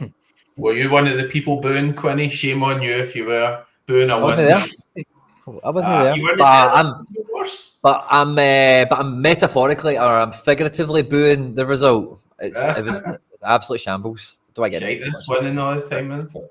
God's sake, terrible. Mate, it was Calls- barely winning, mate. Calls himself a fan, isn't it? Ross County at home. Shocking. Yeah, we missed I was the live season. streaming it. I was watching it on the channel with all the heroes and legends. That's excuses. That's all that is. That wasn't me fine. travelling up to Dundee yesterday to see a 0-0 draw. But you guys, I didn't go to that game. You're going to every game this season. That's kind of your thing. Your team this year. I do go. I go to every game every year. I always have. Well, I go to more away games now. So. Rogers out.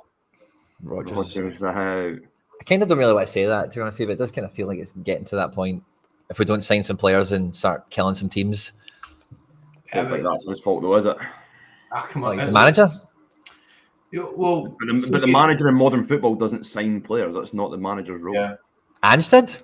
Ange maybe suggested players. Or Yogo, Maeda, Hatate. You've got to remember, Lowell came in during Ange's reign. He wasn't there. He signed Bernabei as well, Quinny, and Rogers just doesn't play him at all unless it's a last resort. He bought he bought Kobayashi. Well, it was free transfer, but Kobayashi can't get near a squad, far less a team. He did have some failures as well. And the other thing is, like, I seen the thing the other day where we scored the goal in the last minute against Dundee United, etc. We also had games like that at home against teams in Scotland under Ange as well. We beat Dundee United like 9-0 at one point away from home, and we played them at home and we scored in the 92nd minute. So, like, I think people need to calm down a wee bit. What everybody's really annoyed about is the fact we've got money in the bank and we're not actually spending it on players. That's the big issue, I think, at the moment. That and winning 1-0 is not enough. We've got to be playing well. And somebody was coming on talking about how it was cold and it was boring watching people. Who cares? Like, it's cold. It's the winter in Scotland. Of course, it's going to be fucking cold. Like, sorry, that's me in Iran. Of course, it's going to be cold. Like, if you don't want to go and watch Celtic in the cold, then get one of the dodgy sticks and watch Celtic TV as if you're outside Ireland. But if you're going to go, it's going to be cold. It's January in Scotland. Like, honestly, it's just find it murder, honestly. But if you're going to voice your opinions, fair enough. But booing the team off the pitch after winning 1-0 is, for me, completely out of order. Yeah, that's shocking. Yeah. It's out of order. Honestly. The team were crap, mate, honestly. You didn't even see it. We've won 6 games in a row. We went to the Celtic Rangers game and we played very well against Rangers. It was freezing that day, nobody was booing. But we were shite that got into that game. And you might remember we beat Dundee 3-0, right? But you need 2 from Mikey Johnson off the bench. And it kind of masks some of the problems. And it's just going to come back to bite us. Here's a question. Here's a question. Never looked like dropping points in that game, Quinny. Like, Palma had like a world record for the amount of corners. They were all rubbish, but he took like 20 corners. I mean, it wasn't as if like we were playing horrendous or anything. I mean, like, honestly, like, we went to Ibrox earlier on in the season as well, and everybody was crapping it. We won 1-0, and then we're playing at home, and everybody was believing the hype and all that stuff about Rangers being better, and Celtic outclassed Rangers. Mark, and then all of a sudden, one game where you're having a sticky spell, you miss a penalty, and everybody's booing at full time. I don't. That's the part that I get annoyed about. Like, I get we need to recruit and stuff, but why are you actually booing the team off after winning? I just don't get that at all. They call him monologue Mark. That was it. That was just a rant. Chill out, man. It's a Sunday night. I always try to say to interject as a neutral, and speaking to obviously the 2 other gents on the call. Have you ever heard of a team being booed off after winning? Oh, Marseille, but that's just when that's when you love football. You don't need them to win. You need them to play well and win. Mm-hmm. Yeah, I've never heard of it. I'm with whoever. Like, if you really love your team and they're not playing the way they're supposed to play, and if you're still winning off Ange, like, you're going to boo any coach who comes after. Do you know what I mean? Like, it's a brand of football that is definitely hard to follow suit on. But also, like, the few games that I've watched, I don't watch a lot of Scottish football. Like, they're the way they played compared to what they are. It's not necessarily Rodgers' fault. It's also whoever put him in place. Like, you had a team that was built for Ange, and now you're going to have to bring a coach who has at least a little bit of the same ideas and way of playing. Like in your scouting of a coach, it's as important as scouting the player. So there's also a tactical element, but because the other teams know that if they come and they sit in, that's the best way to try and frustrate Celtic. So now that when teams come to Parkhead, they don't really come out and they don't play like Celtic played better football against Feyenoord and Atletico Madrid than they did probably against Ross County or whatever. But that's because of the way the game goes. I mean, Quinny went to the Feyenoord game as well. Celtic won and played pretty well that night against a team that won the Dutch league. So they're not bad teams. Just that when you get those games, you're struggling to actually open teams up, etc. As well. It's not as interesting to watch. But Congo. GG, Congo? Sorare Mate. Congo. Let's go, baby. Give me Mutasami, the central mid on a deep pass, please. Oh, I've got the game on. I've got the game on. I should have been looking. Well, maybe number 13. Number 13 scored. Number 13 scored. Elia, the right wing. Yeah, Meshach Elia. From a great cross from the left from Masuaku. The Egyptians want VAR. Let's see what happens. Who doesn't? I mean, that's a huge against the run of play. Egypt has been dominating this game, like dominating the pressure. Ref's getting talked to. The Egyptians only having it. Or maybe it's Wisa. Sorry, I remember it was under 23s. It may be Wisa that scored, by the way. I got Wisa. I think everybody has Wisa. Right, so let's see. Nice little bit of dancing from 26. Goes out for a throw-in. That's Masuaku, baby. So he throws it into the box, and then the guy, 26 throws it in. The guy takes 2 touches from the throw-in, shoots and scores. And I think that's Wisa. But see, the thing is like he's doing number 20 scores the goal. Wisa, I think that is. Yeah. This has made the mistake that I made the first time around due to the celebrations or whatever. Oh yeah, Opta fucked it up. No. So Wisa takes a. Oh, sorry. Oh, by the way, they've messed up the replays of all this. I think they were showing me the VAR thing first, rather than the goal, because it hit the net. It looked like it went in the back of the net, but then it showed you number 13 scoring. But basically, the problem that they weren't sure of is, remember I told you at the beginning that the guy was dancing on the left wing.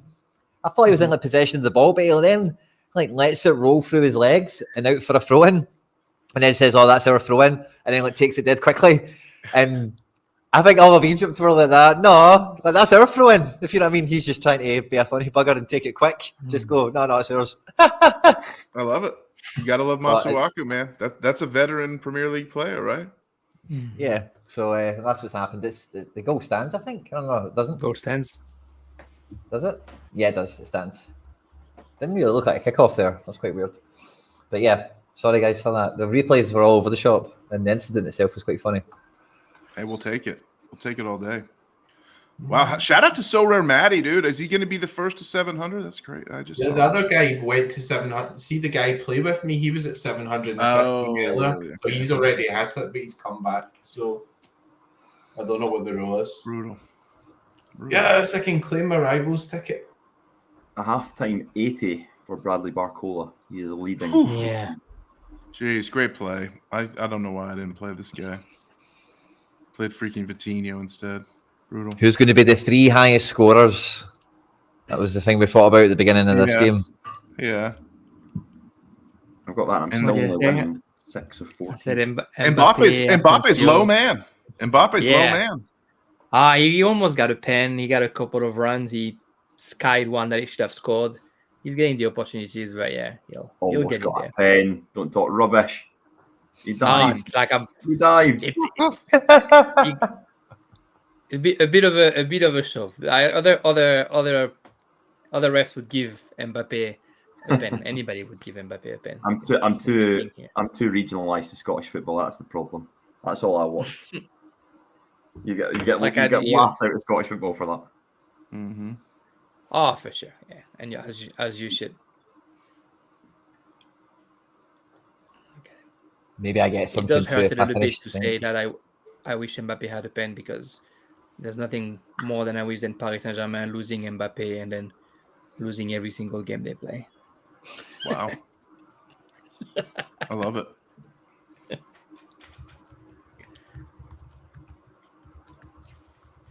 Egypt's are fired up. Yeah.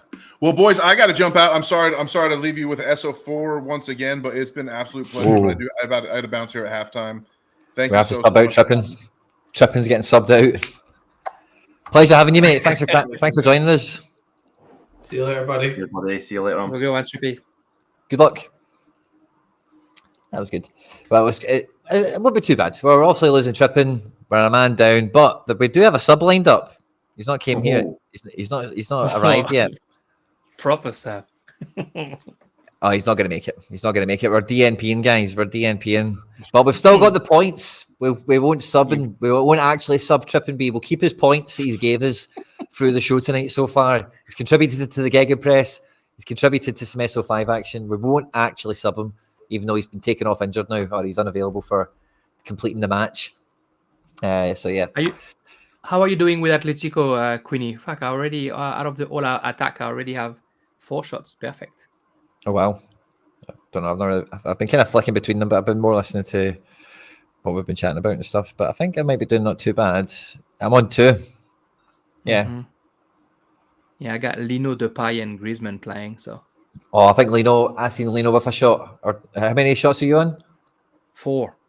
4. Wow. Yeah. Must have and with my Griezmann rare, I went to the arena and I'm facing somebody who has 2 rare.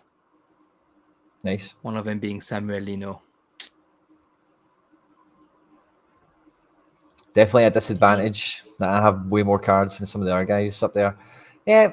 It does definitely make the experience different, right? But I think it's those outlier situations where where it goes against you. You don't really get those outlier situations when it's common on common. But it is like you come up against, like, you know, somebody mentioned it earlier, they came up against a full super rare team or something like that, and they had only a couple of cards in it. Or you come up against like a Mir, a McBride or something in a Celtic match, and you've only got a couple of limiteds. That's who I actually had for the Celtic game, was a guy with a couple of limiteds, you know? Yeah. So I think it's just the risk of that coming, I think, is the downside to playing cards. I don't think there is any other downside than the risk of just being man for man outcarded. You know, you've got reds, he's got blues, you've got yellows, you've got reds on a man for man basis. Because that's the only thing that can completely do you, you know.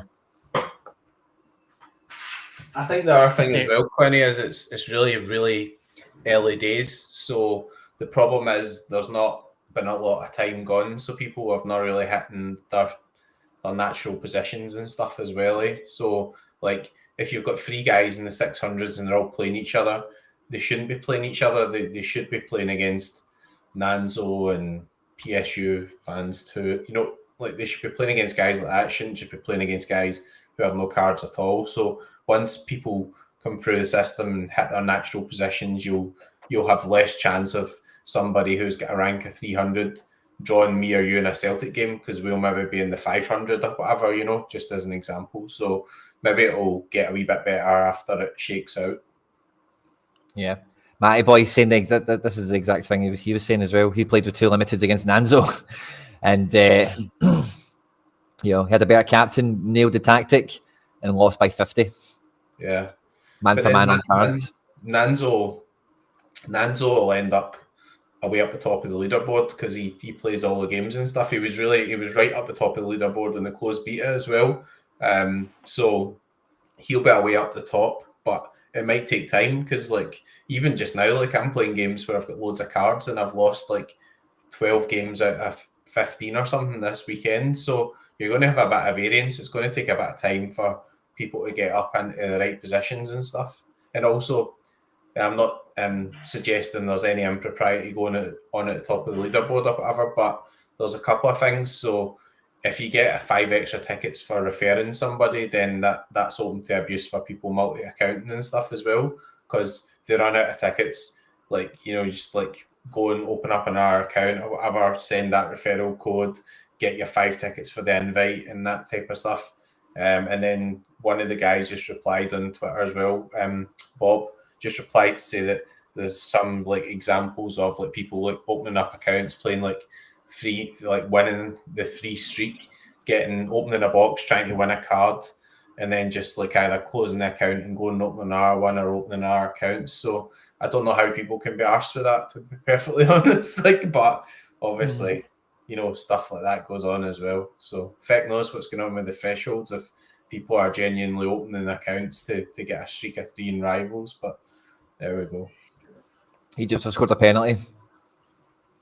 Oh. Mustafa Mohamed, he's been scoring a bit in the AFCON. Yeah. He looked buzzing with that one. He's still high-fiving people. He scored it that long ago that the Sorare data notification is updated. He's still high-fiving people. So, yeah.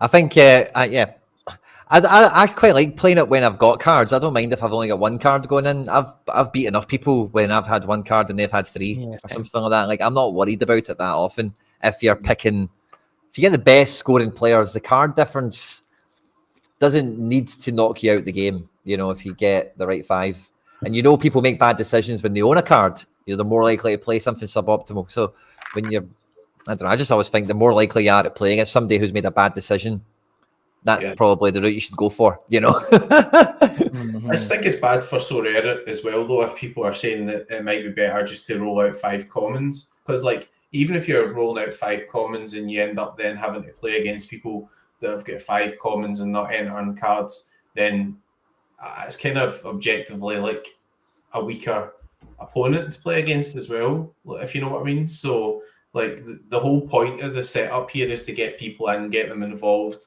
get them to buy a few limited, and then tempt them into the pro.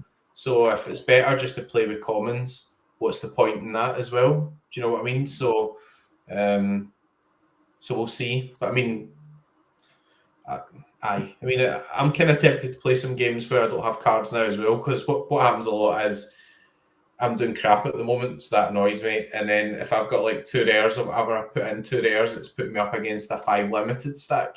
So actually I start at a disadvantage. So, like, I get your point, but sometimes with those games it's impossible to win, because the last time I started with disadvantage, we both had the same captain, and like 4 out of the 5 of the lineup was exactly the same. So it was like a miracle you needed, or just to take a chance on a sub. Anyway, it's probably been done deliberately to suppress the rares and the uniques and all that type of stuff, but it wasn't even a game with uniques. It was just like a game I happened to have 2 rares and I thought they were good options or whatever. So I'm sure they'll fine tune it. Or maybe you could just have like a leaderboard where it's just all commons, just have a game mode where you just play common only, and then have a game mode which isn't. So Gaza. I just want to say for the record, I don't mind having cards or not. I'll play either way. But guys have the eagle eye here. Jeremy's got more hair than me. Come on, that you can't like describe him as too bald. I'm not bald. I shave. I'm bald. Just kind of Zidane, but to the front. You would think on that and on the wait for another cup of tea. Yeah, exactly. I just need a haircut. I've not really got. I've got lots of hair by default at the moment. My dad's he was bald at like 22, so I'm on borrowed time now. I'm in trouble. Happened at 25. You got 3 more years on my watch. Yeah, I'm 27 this year, so I'm past where I thought it would be. It's a good one from Luke Jones. If you use cards, you should get a ticket back. And Luke Jones, I'll just show it again for the record, because I had it on screen earlier. But yeah, most losses, Luke Jones has bashed me 8 times. Well, I can't see the comments blocking it, but most losses, Luke Jones. I'm going to have to jump off, gents. But been a pleasure, Hendo. Have a good night, mate. Speak to you in a bit. See you soon, man. Yeah. You think one of the fine tuning they can do with the cards is just to match you with somebody who's using the same amount of pro card, like not necessarily by scarcity, but if you got 4 common and 1 rare, well, you play against somebody who's got 4 common and 1 whatever. Like, it would probably be like the next sort of fine tune, if they're not already doing it. That could make it a bit more even. What about if you using a card costs more on the cap? So let's say you've got less. You mean? So whatever the multiplier is, let's just say that's what you then take the L15 and multiply it by that, and then that's their cap score. So then, if you're using them, but then you can play anyone. You know, you can do rare v rare, rare v common, or whatever. But if you've maybe got your unique takes an extra 5 points off the cap, then maybe you don't pick that. Maybe you then need to give the person the option to flick card on and off, common or what you own, or something like that. I don't know. I think that might be a way of doing it. Maybe add that, give them a cap difference, perhaps. Yeah, that's true. I was thinking that maybe my first thought was, then that means you're telling them to stay on common, not to go to Lino goal. The guy who's playing against me has him as a captain. I don't know who got the assist, by the way, but it's an absolute beauty of a ball. Might be Griezmann. Beauty of a ball for deep. Lino's just broke the offside trap, and he's done what he does. He's 1-on-1 against his former team. Oh, I wish I thought of that. I picked him. He was on loan last season at Valencia, and he's back to haunt them. It's at the Wanda. But yeah, 1-0. Griezmann's on screen, so he might have got the assist. It was a peach of a pass. Absolute peach of a pass, whoever played it through for him. So full queers on. Sorry, you go. Full out attack, but.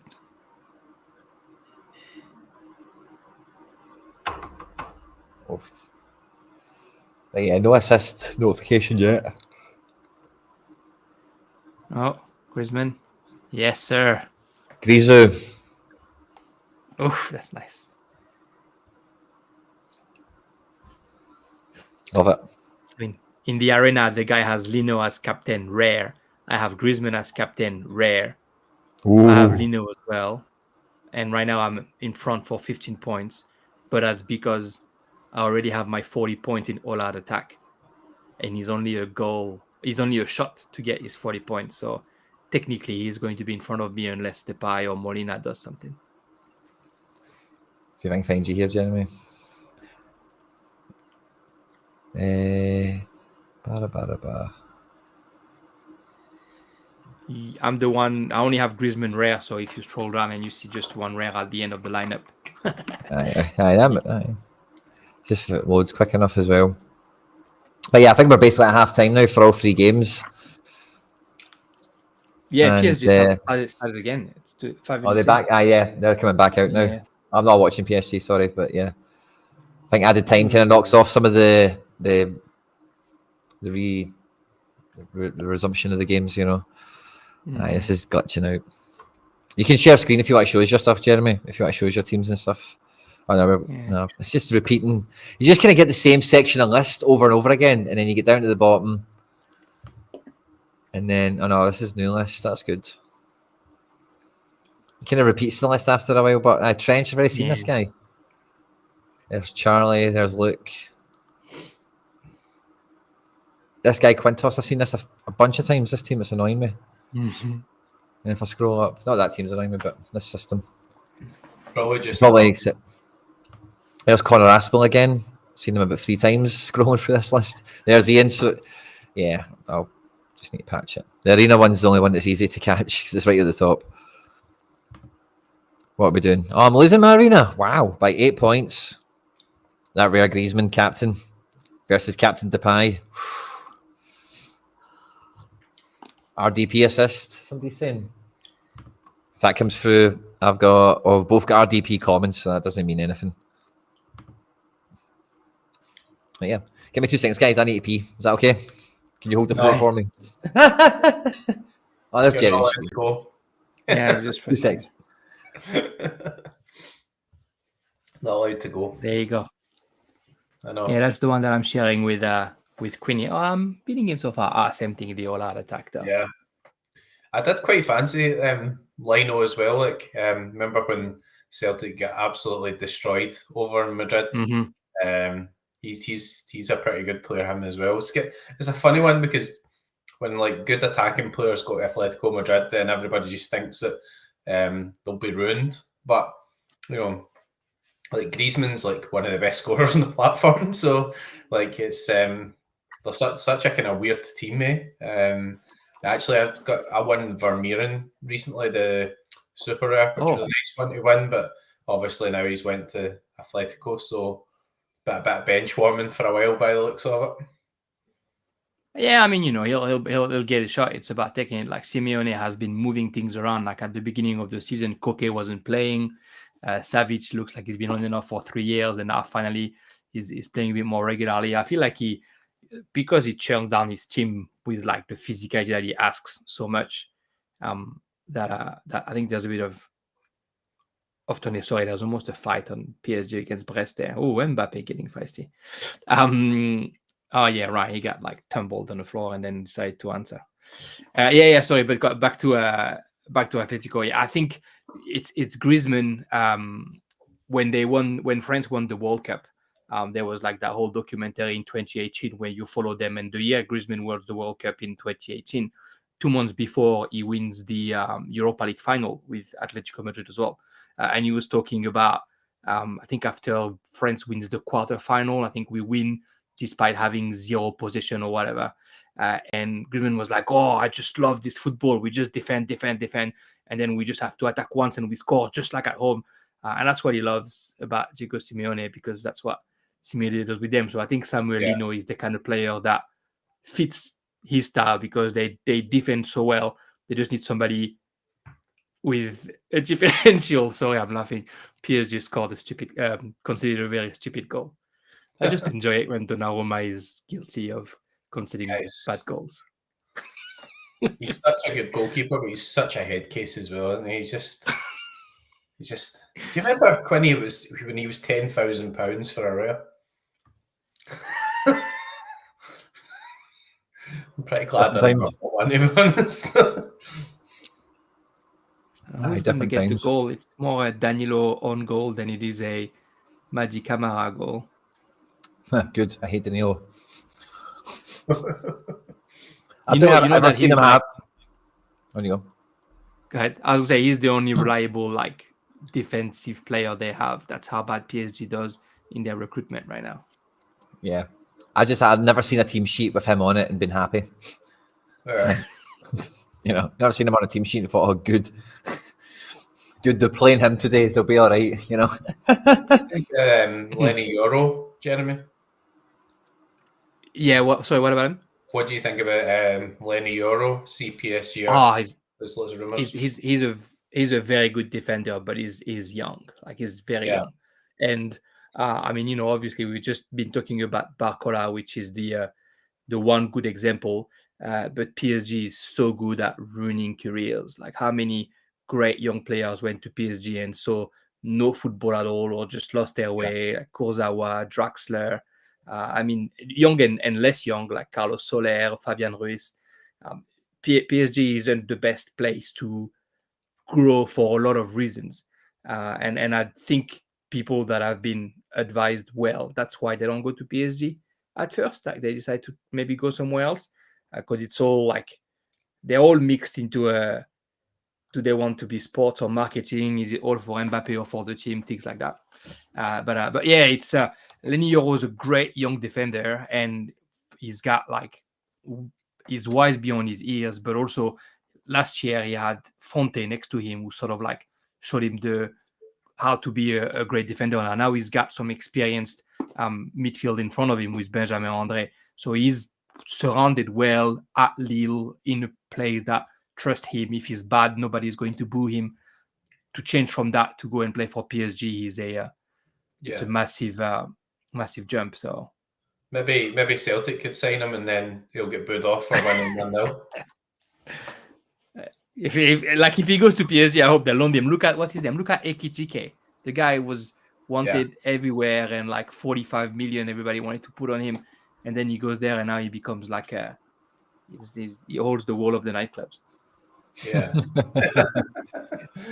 that's what I used to do. You have to be careful. There are good ones. Xavi Simons as well. Like at least they've done a good thing, like getting him out on loan, like PSV, and then was PSV once it, and then now he's at Leipzig. I watched the game last week. It was Leverkusen against Leipzig, and Leverkusen come back and won, but he scored an unbelievable goal. Xavi Simons as well, like he looked really good, and then it was just like a really high level game in general, like Leverkusen just pulling out a result. But yeah, it's kind of interesting. Celtic signed like Edouard from PSG, and you think about like the amount of actual like good players that have come through the academy. I think Mike Mannion was come through the academy at PSG as well, didn't he? And there's like loads of Diaby, hundreds of them. Yeah, there's heaps. Someone was showing a team from 2019 or 2020 or whatever, Champions League, I think, and you had Nkunku as the right wing back and Diaby as the left wing back, and then like I think it was Cavani and Mbappe in front or whatever, and you're like, all the players that they just let go and couldn't hold. I think Xavi Simons, he's a smart kid, and he's obviously super confident in his ability. So he told them, "Are you going to start me every single game?" And they said, "We're not sure." He said, "Okay, then loan me out." And apparently he was like, "There's no negotiation. Loan me out. I'm not staying until you play me for real." So that's the way to be. Obviously, that's what Ekitike didn't have. But because he signed a new contract as well. I think there was a point where Xavi Simons could have left, so I think he kind of like extended his contract, but that was the agreement. Like, if you send me out, I get to play games, then I'll extend my contract type thing. I mean, they do seem to buy these guys like Ekitike and stuff, and then they just do absolutely nothing. But then I guess it's the symptom of a big club like that kind of happens a wee bit at Celtic as well. Celtic buy guys like Iwata, who was like really good in the J League, and just like he would just never get a chance for Celtic or whatever. And everybody would be saying, "Oh, this guy, and he can't be that good and everything." And me and Quinny were going, "Oh, he is good." And then he got a chance, and like he was playing really well, and then unfortunately got injured. But when he came into the team, as it turned out, he was good. He just wasn't getting a chance. So a lot of these guys kind of get forgotten because I think that maybe they're not good or whatever, but they are. They just actually need to be given a chance in the team or whatever. So. And when you're a big team like this, and like to PSG's defense, and I think Celtic is about the same in some ways. Like, you also need to make sure that if you lose one of your big players, you got somebody to replace him. Otherwise, your fans not going to like it. Like, PSG's been ready for 5 years to lose Mbappe, and then don't lose him. But they think they're going to lose him, so they always have like the next best guy. Ever since they got him. Yeah, but then all of a sudden they like their ego and their and their FOMO kicks in, and then they give him all the money in the world. But like, see in Celtic, if who's the player who's linked to go around, or is that O'Reilly who's maybe O'Reilly? Out? Yeah, if you lose him, like it's bad. But when you're Celtic, you expect it to have a team good enough to be able to play even if he's not there. So you have to take those chances on those players that maybe if he's not leaving, are not going to play a minute. I was going to say on Xavi Simons as well. PSG signed him from Barca, didn't they? They probably on the promise of we will play you quicker than Barca will, and that's probably not the way it went. Imagine him at Barca these last 3 years. Exactly. Probably saved them a lot of money. What's his name? Rizatil? What was his name? The kid. There was a kid as well, Kais Rees or something like that, who then lost himself in Ligue 2 and now doesn't play football anymore. Yeah, it's a shame. I mean, like Barcelona, like they do play like Yamal, and like they play empty. They play empty. Yeah. I suppose that's a kind of a good and a bad example. But then if they weren't in so much financial difficulty as well, then you would imagine that there'd be some guys that weren't getting games. So that game they won at Villarreal or something, and they played a guy who was like a 16-year-old guy at centre half, and like he just looked like a wee kid, but he was obviously good on the ball and all that sort of stuff, and they just chucked him in, but sometimes that can be the making of a player as well. It's a weird one. Sometimes, does that happen like years ago with Celtic, like as Aguirre, and he left, and Celtic never signed a left back, or were about to sign a left back, and Kieran Tierney came in the team at 17, and after he came in the team, he was never out of the team. So, like, just as it turned out, he was really good. He was kind of generational, just thrown about, but for like Scottish, like football wise, for him to come in and just nail down a left back spot, he was a kind of generational type player for us and stuff, and then he went for huge money, even though he was obviously injured. So I don't know how we managed to pull that off, because he, we could see he was like getting injury prone and stuff, and Arsenal still wanted to buy him, so we took the money. So he was always going to go. Yes, at one point, it made sense, but he gave Celtic like years and years of service first, from 17 though, which is a wee bit unusual for us. So yeah, I think you want to make sure that they're plan. Yeah. Sorry, go ahead, Quinny. I know. So I was just going to say that. I wasn't sure if someone else was going to come in. Yeah, I think you have to be careful the way you do it. Though. Like that's what they're saying with Lamar right now in Barcelona. Like unfortunately for them, one of their recent example is like Ansu Fati and players like this. Like when you play at that level at that age, like there's a chance you're not fully formed yet, and injuries can happen quick. And then how do you recover from it? That's why again, Xavi Simons, I think it was the right move to go and play for the Netherlands, and now then to be loaned out to Germany. There's a player that I've been scouting and then body scout this year that comes from Barcelona as well, Peque Fernandez, who plays in La Liga too. He's a monster scorer, and when you see him play, he's obviously Barca Academy the way he plays football. So, but he's in second division, and that's where he can express his talent the best. So you gotta. I look at that sometimes. I used to look at that when I was playing Football Manager. Now I look at that through Sorare, and I've always liked to scout young players as well. Anyway, kind of like for fun. But yeah, when you look at the people from the player from the academy of those teams, the one who makes the good move, obviously somehow succeed eventually. So yeah, that's what Celtic do. Isn't it? It's like if we run out of players to sign, we just say who's played for Benfica. Well, it kind of was almost. That kind of ties into what I was going to say there. Almost PSG, because we did get Edouard, of course. I think Dembele was there at some point, and we were very close. What I was going to ask to sign someone, I was going to say, I wonder if any of you guys have got the latest on Edouard Micha. I've seen he signed a new contract at Adana, and he seems to be playing. Yeah, he's in Turkey, right? Yeah. Our PSG kids, Celtic links. Just don't know if any of you have got a card or you kind of know how he's been doing or whatever. Has he not got his Sunderland at one point as well? Yeah, he wasn't Sunderland. He's definitely struggled to go to the next level, and I think you can see that he never really had exposure to playing against adults until he went to Sunderland, and that probably was a little bit hard for him. But yeah, he's not I'm following loosely, but he's not doing great. But something that, and I don't know how it works in Scotland, so pardon my ignorance, but something that PSG done when Qatar took over, which I think has been a huge issue for them, is they got rid of their reserves team. So in other teams in France, you go through the youth and then you go and play the reserve, and the reserve plays in 4th or 5th division. And then if they're a good reserves, 3rd division, 4th division, sorry, is the highest.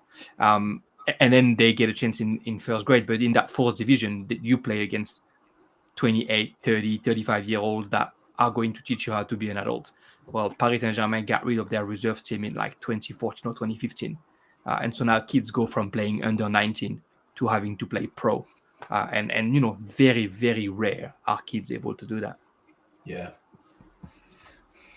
No, I think that's right as well. I think there used to be an actual reserves league in Scotland, and then they done away with it. But what happened there would be you would have the reserves maybe would have a couple of guys who would play games who were coming back from injury. So it would be mostly younger players, but you'd have 3 or 4 first team players who were just playing there to get their fitness back, coming back from injury. So it was probably a sort of better standard or a better way to sort of learning things as well. So no, I think that is definitely quite interesting, because one of the big problems at Celtic just now is Celtic have this strategy where they want to buy younger guys and have guys who are projects, for want of a better word, but then they come to Celtic and they don't do anything. They just sit on the bench, or they don't sometimes they're not even involved in a match day squad. Whereas Quan has now went on loan to St Mirren, and the weekend he was playing against Rangers. So actually that's really good, because he's getting the exposure of playing in the league, and that's much better than just not being involved at all. So aye, minutes is the most important. Yeah. Who is it Piqué Fernandez plays for? Is it Santander? Yes, Santander. Yeah. If you look at his scores, his scores are mental. But if you see him play as well, he's a bit of a pocket forward, like attacking midfielder forward. And every time he's got the ball, it's a very loose comparison, just the way he moves before. But you can see what players like Messi have learned. Like every time he touches the ball, 5 seconds before the ball comes, he's looked 6 times around. He knows where his teammates are, and it just makes sure that the ball moves. Yeah, because I've got the guy Inigo Vicente there. He scores really well on.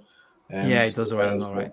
Yeah, that's what I was looking for. PK, but I think he's called Gerard Fernandez on Sofa Score and stuff like that. So I love those ones. Love those sneaky name changers. Sneaky. Love them. Gerard Fernandez. Yeah, even his sort of run of form and stuff looks pretty good. He's sort of like, where is he? With PK Fernandez, I had a very strong under 23 team this weekend. Like I thought I was going to do something very good, and then my goalkeeper just shit the bed last night. I had a really strong one as well, but I had 3 Celtic players in it, and one of them missed 2 penalties. So and it was the same penalty twice as well. It wasn't even 2 separate penalties. Yeah, It was an absolute whitey. I'll tell me about it. At least there's only one penalty missed on the score. At least. At the very least.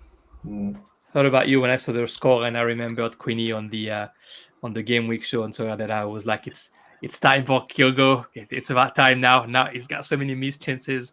Now he's going to score. One more weekend to go. Depay's on here for a penalty one, by the way, I think. VAR better check that. He's basically been decked. That would help me, because right now I'm... No? Is he not checking it? Koke's been booked. He'll miss the next match. That eases a wee bit of the selection headache, maybe at Atletico Madrid for next weekend. Mm-hmm. We'll see Pablo Barrios in the Koke role. That'll be fun. The problem with Furuhashi, Jeremy, is some of the home games where teams just sit in, it doesn't really suit him. So actually, he's probably more chance of doing well these away games at Aberdeen and Hibs and things, because when teams come out a wee bit, it gives a space for him to make the runs. I mean, people are saying he's had a terrible season and stuff, but he scored in Champions League, scored against Rangers at home, scored against Rangers away, all that type of stuff. It's just that they're struggling sometimes to actually create chances for him against the low block at home and stuff. So I think we should put him on the penalties. Palmer's missed a couple now and stuff. So he's a forward, and if he's going to be getting less chances, then getting a few penalties obviously gets his confidence up and stuff. So I would always personally give penalties to striker if at all possible. But anyway, I'm not the manager, and I'm biased because I thought he's unique. So it'd be good if he was on penalties. So that's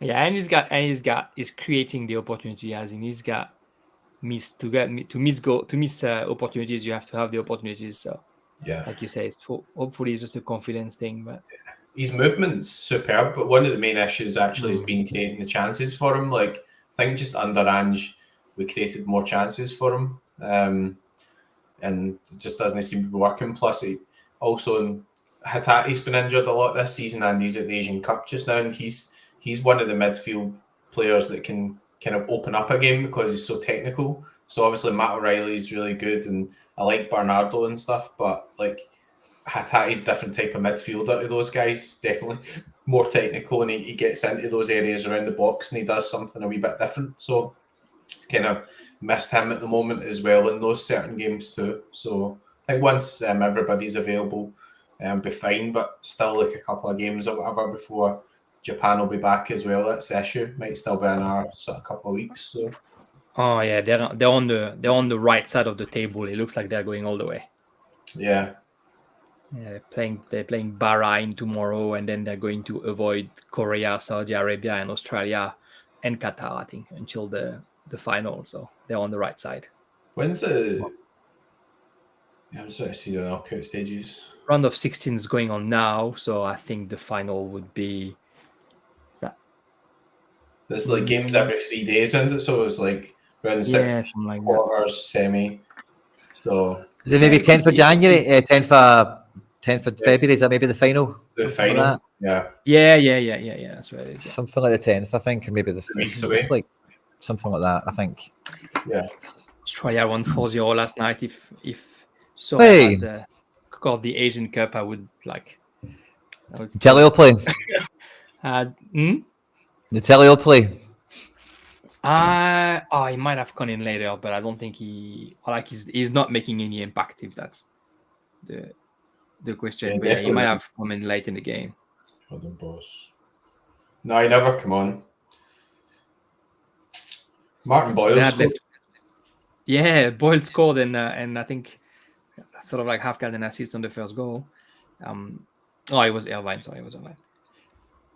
He's actually a pretty decent player, Martin Boyle. Yeah, he's actually pretty decent.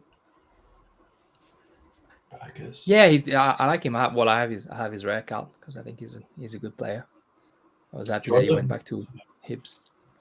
Jordan Boss is a good player as well. It's a guy I kind of noticed because I've got Madsen at Westerlo, and I think that it looks here as if Australia are kind of playing him left midfield, but I think he plays left back for Westerlo. But yeah, left back. He looks like a pretty good player as well.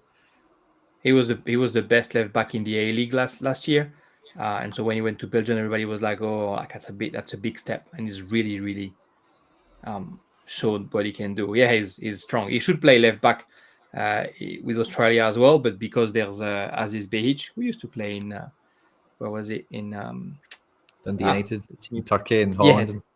Yeah, exactly. But he's the left back because he's a bit more experienced, and so Georgie Boss plays ahead of him. But anybody who knows a little bit about football would rather have Georgie Boss as a left back and someone else up front like Craig. If Korea beat Saudi Arabia, they'll play Australia. So that's going to be an interesting one, right? Yeah. Korea and Australia and Japan probably the kind of favourites, yeah. To be honest, Saudi Arabia is probably favourite against Korea. Yeah? Yeah, Korea hasn't played well, and Saudi Arabia is a very strong team. Klinsmann's very bad. Like, Klinsmann makes teams lose. Like, yeah. You know that he refused to move to Korea, so he's not there to coach them.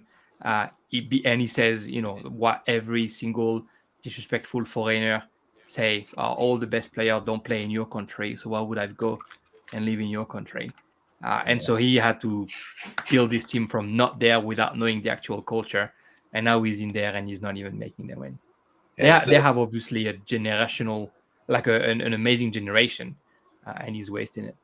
Yeah, because he picked Yang, and I was thinking, has Yang won a competition to be in that squad? Like, just like he's obviously got some talent, but he's not actually good enough to start every week for Celtic at the moment. So what is he doing in the South Korea squad?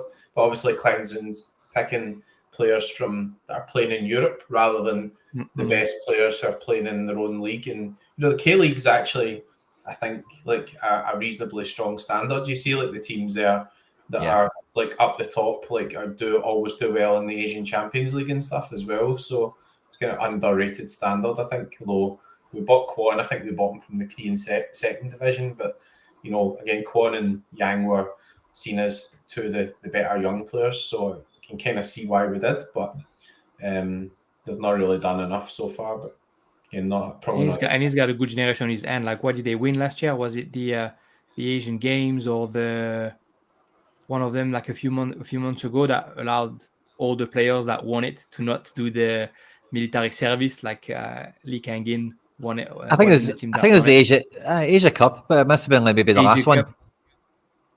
It was not. It was only 4 or 5 months ago. It was like, oh really? Lee Kang-in had already signed for PSG. I think it was either called the Asian Games or maybe an under-23 tournament or something like that. It was like an Olympic format, I think. So yeah, because the keeper was the keeper from John Book that I have. Yeah. Anyway, and you can see that like they have really, really good players. So to go from like winning that and being one of the best young generation to then you go to the Asia Cup and you struggle to get a result, like again shows what Klinsmann does or doesn't for them. think Lee Canion's really underpriced on Memphis. Sorry, Who? Memphis. Depay. Memphis, Depay. yes. Oh, I needed that. Awesome. Great bit of play. I don't know who played it, but somebody played a great ball out to Molina on wide right, and Molina just played a great ball into the face of goal. A few bodies went towards it, but Depay's got a clean finish on it. 2-0 Atleti. Does Molina get the assist? And it's all this. It's all this now. Everyone's giving it the whole fingers and ears. Memphis celebration. The assist. Molina. Yeah. Oof. Oh, flying in my arena. It's done by Opta, isn't it? So. Yeah, true. I had the headphones off for a second to do the celebration. Sorry, I missed a few words, maybe. Yeah, I think Molina got the assist, yeah. Well, yeah, no. I Sofa score, but. Oh, Depay with the header. Oh, love that. That's a striker's header. Put your head in where it hurts. Make sure the ball gets to the back of the net. No bother at all. Aye, Molina's buzzing. Depay's buzzing. Depay's going to be so happy right now. See, every time Morata scores, I know Depay's raging. Morata scores off the line. Aye. Pavard clearance off the line. Oh, mega. GLC inbound. Wow, he'll be touching 100 very quickly. Yeah. Oh, Ranieri's got one as well. Last man tackle for Ranieri. Yeah, Ranieri's got one. I have my rare team. Wow, big defensive scores. You couldn't really, if you picked double defender, you're probably on a good shout. This one, I've got Rare, Martinez, and Pavard common, so I'm quite chuffed with my little combo. Ranieri would have been the play, obviously. But I'm biased with Quattro. Brest. I'm not just shouting Brest. I've not seen a naked woman around like. Oh! You seen a naked woman? Oh! His name is that a good Jeremy. One? Of course, it's good. Oh no, it's Pereira. It's a major. Is that how you call it in English as well? A major when you a little back heel behind your leg. I've never heard that one before.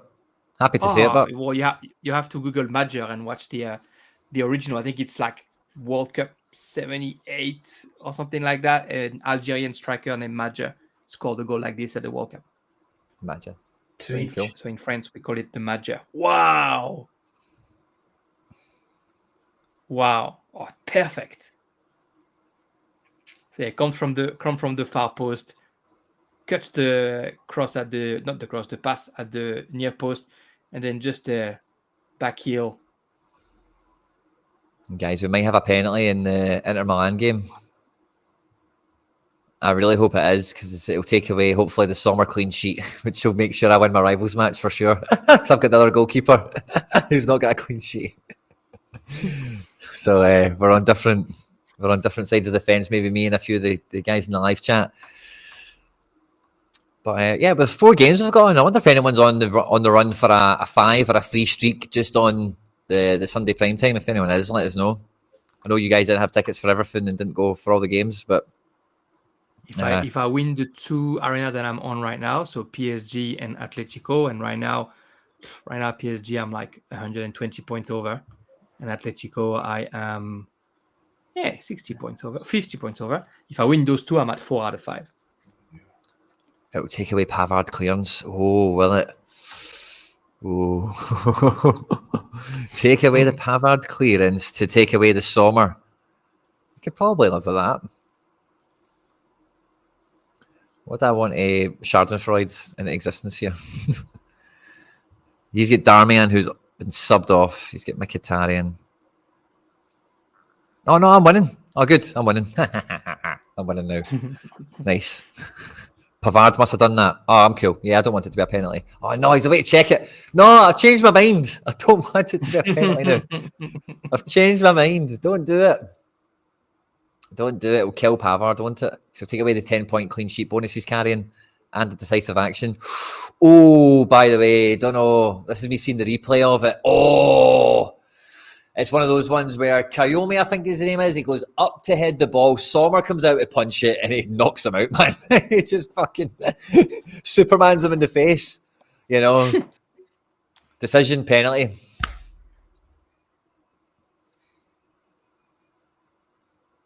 Yellow card for the keeper. No double jeopardy with the red. But rushing out and it says Superman them two-fisted. Boom! Take a bit of that. Kwame. Was it Kwame? Oh, it's Nzola. Sorry, I beg your pardon. Kwame, I think it's maybe the AFCON thing. Number 18. No, this guy's number. No, is that his age? 18. Nzola. Penalty one for him. And then Sommer. Penalty conceded. Oh, Sommer's double screwed if he concedes this. Yes. That'll help me. He's double screwed. Yeah, Pavard's lost his. Uh-oh. Let's see, do we get the wee updates? Yeah, we do. I'm still winning. Still winning. And then Sommer's going to dive harder than Pavard will. Let's see it. Stepping up. Oh, please be. Who's taking the penalty? Is it Bonaventura? Oh, please be Bonaventura. Number 5. It's not him. I see number 5 standing at the sides. Bugger. Oh, rubbish penalty. Nico Gonzalez, number 10. Is he on the pitch? Oh, he bottled it, by the way. He absolutely bottled it. He ran up and he just tried to, hit it, in his run, if you know what I mean. Just, he didn't try and, shoot or, take... He just ran onto the ball and hit it, if you know what I mean, left-footed. Yeah. Just trying to guide it into the bottom corner. And, really not a big fan of that technique whatsoever. He's literally just ran onto the ball and hit it in stride. Nothing short, penalty-esque about it. Really, really feeble. If you catch the highlights, really feeble attempt at a penalty. If it wasn't for Luis Palma and Sommer pen save, oh no. Oh, yeah, right. Oh no. Oh no. I'm winning by 3 points. I'm still winning by 3 points, but it's getting blooming tight. I need another 15 passes or 20 passes, something like that. And I'll get another bit of breathing space. So Luke Jones wrote saved it in the chat, and I thought he was having high hopes, but actually he's just seeing it before we did. Stop ruining it. Stop ruining it. I'll have a little delay, and then there'll be a little delay of this broadcast getting to you. So yeah, of course. So there's a few things going on there, Luke, as well. You know, I'm getting delayed seeing it, and then it's getting delayed getting from me to you. But yeah, games are spicing up a bit, by the way. Wow. Sommer coming out with a double decisive to keep it high. And Pavard, damn it. I wonder why that wrecked his goal line clearance. Maybe that came right after the incident. I'm waiting for Marcos Llorente to get on this blooming pitch for Atletico Madrid. And my Cap 240 Super Rare team needs it badly. 86th minute in Paris. How's it looking, Jeremy? Are we going to get a winner? I'm expecting a little Mbappe resurgence in the end. They're finally pushing PSG. They weren't pushing the whole time, and now they decided to put everybody up front. But Brest is pretty good at parking the bus as well, and that's what they do right now. You think we'll get PSG coming back as a licensed team soon? I'm so surprised that they're not there. I'm wondering why they're not there. He's got such strong relationship with them, and obviously Mbappe being one of the ambassadors, etc. They're probably one of the hardest clubs to negotiate with, but legally, if you know what I mean, actually ironing out deals and completing it, getting it signed off, etc. Because all the brands that are connected to them and all that. You've been talking about before with Mbappe, it's a very commercial club, in nature. Mm-hmm.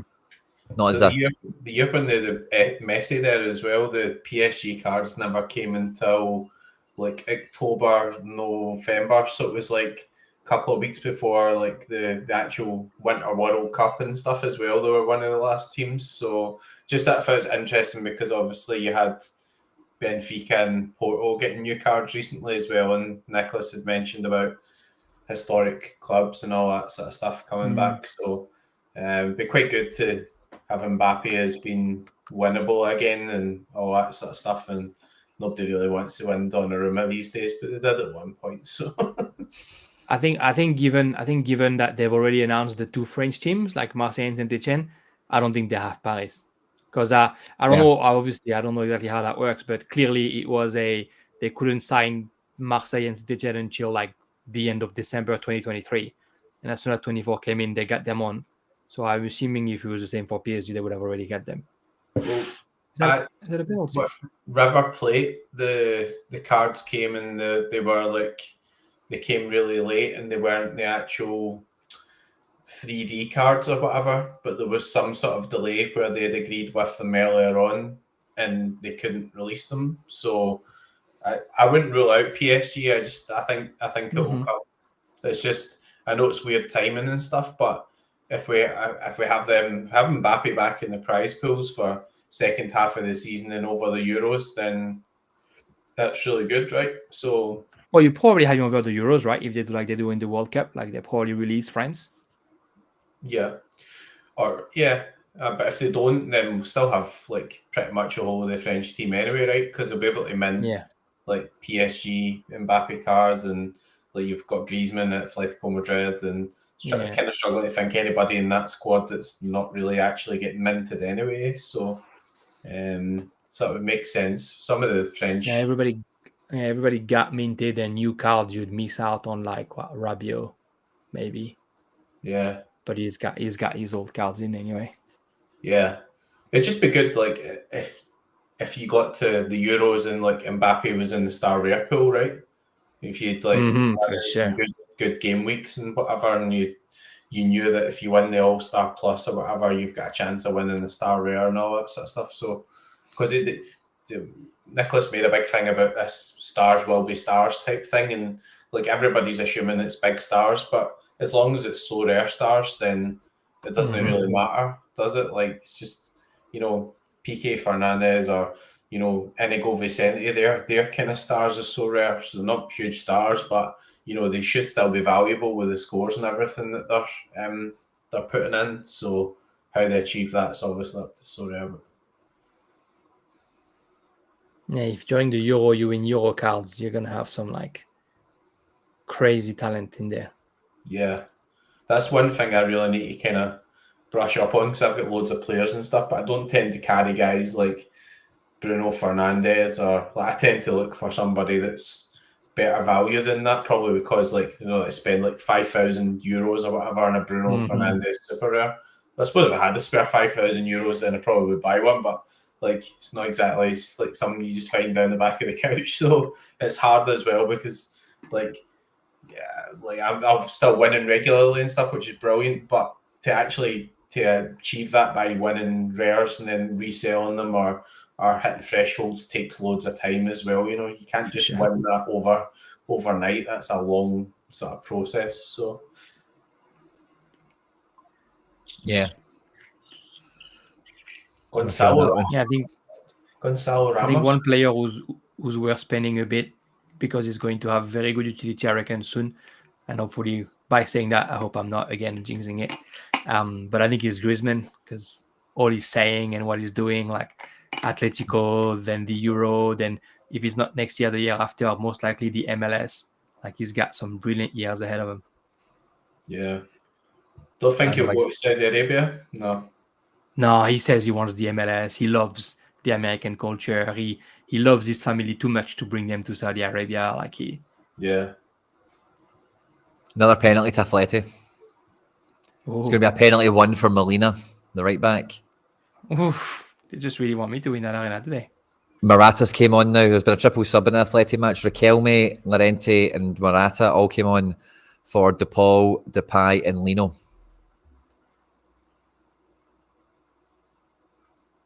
This is a wee heads up. So frustrated. Yellow card from Bacola. Got to think Griezmann's going to be on this penalty. Be surprised if it was Morata. But you never know.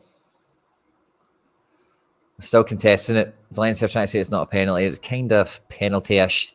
The reason they've got a problem to argue with is the ref did kind of give advantage for a shot that then ballooned and then he went back penalty. But let's see it again. Yeah, it's a bit of a dive. Well sold. I don't know. It's a bit of a dive. There is contact. The guy doesn't touch the ball. But yeah, it's not really a penalty. Don't know what will happen, but it's not really a penalty. One of those ones. Egypt Congo are on their water break now in the 71st minute. One each still. One, yeah. Yeah. It's 2-1 in Paris still. Les Melou winning some time. Staying on the floor for an hour. Oh, if they're looking at a replay to see if the guy actually touches the ball, which he might, which means they're thinking about giving it for the actual. Like, it's nonsense. It's not a penalty. Going to give it, aren't they? No penalty. Oh, okay, he's not giving it. Cool. Yeah, that's what you want, isn't it? No penalty.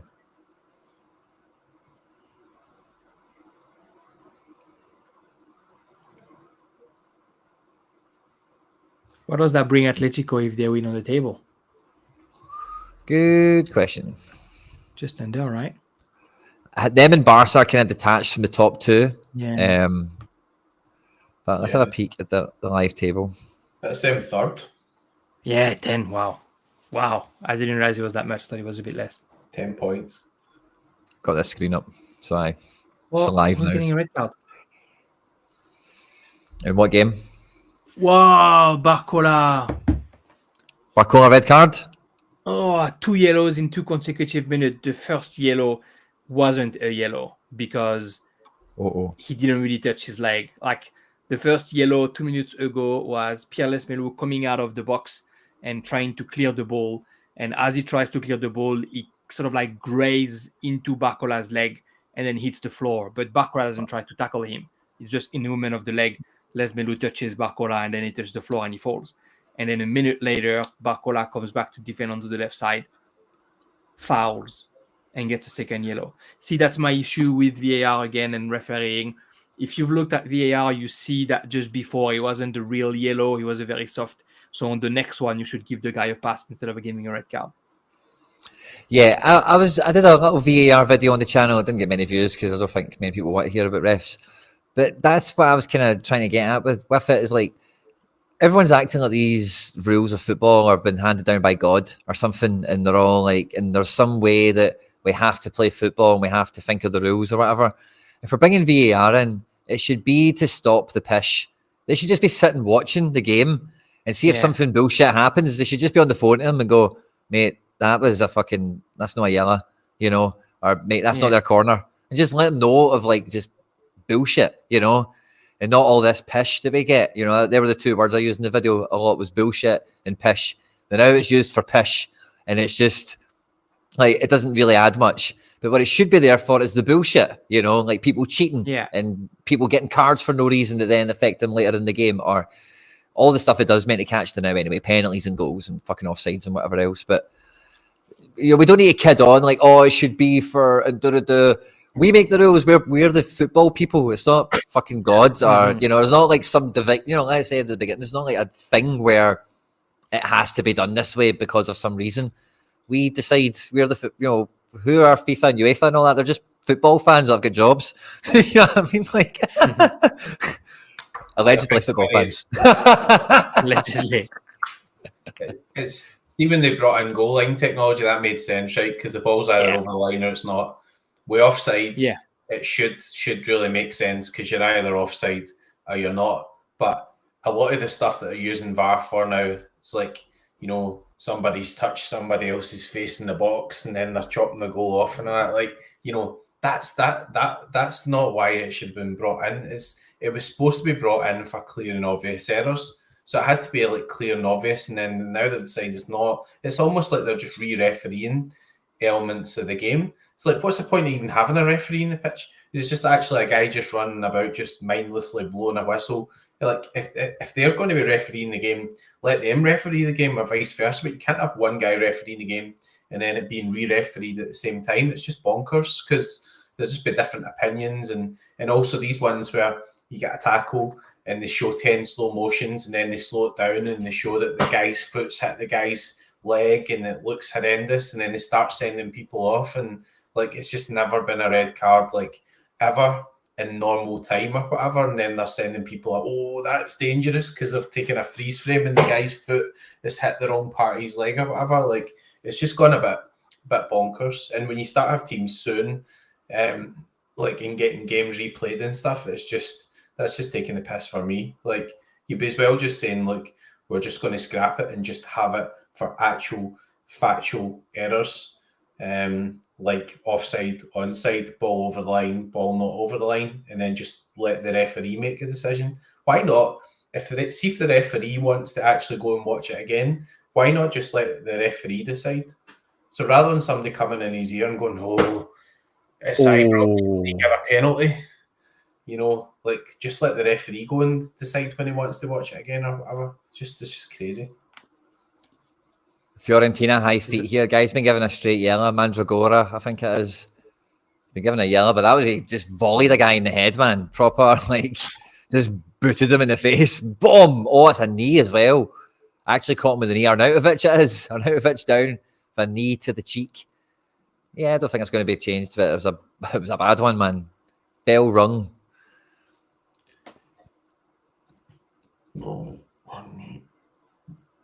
But yeah, no, I think that's basically it. Like, it comes back to we just want it there to fix the bullshit. And sometimes the rest just they could just man up McBride and say, do you know what, guys, I've not got a fucking clue what happened there. I couldn't see anything. Yeah.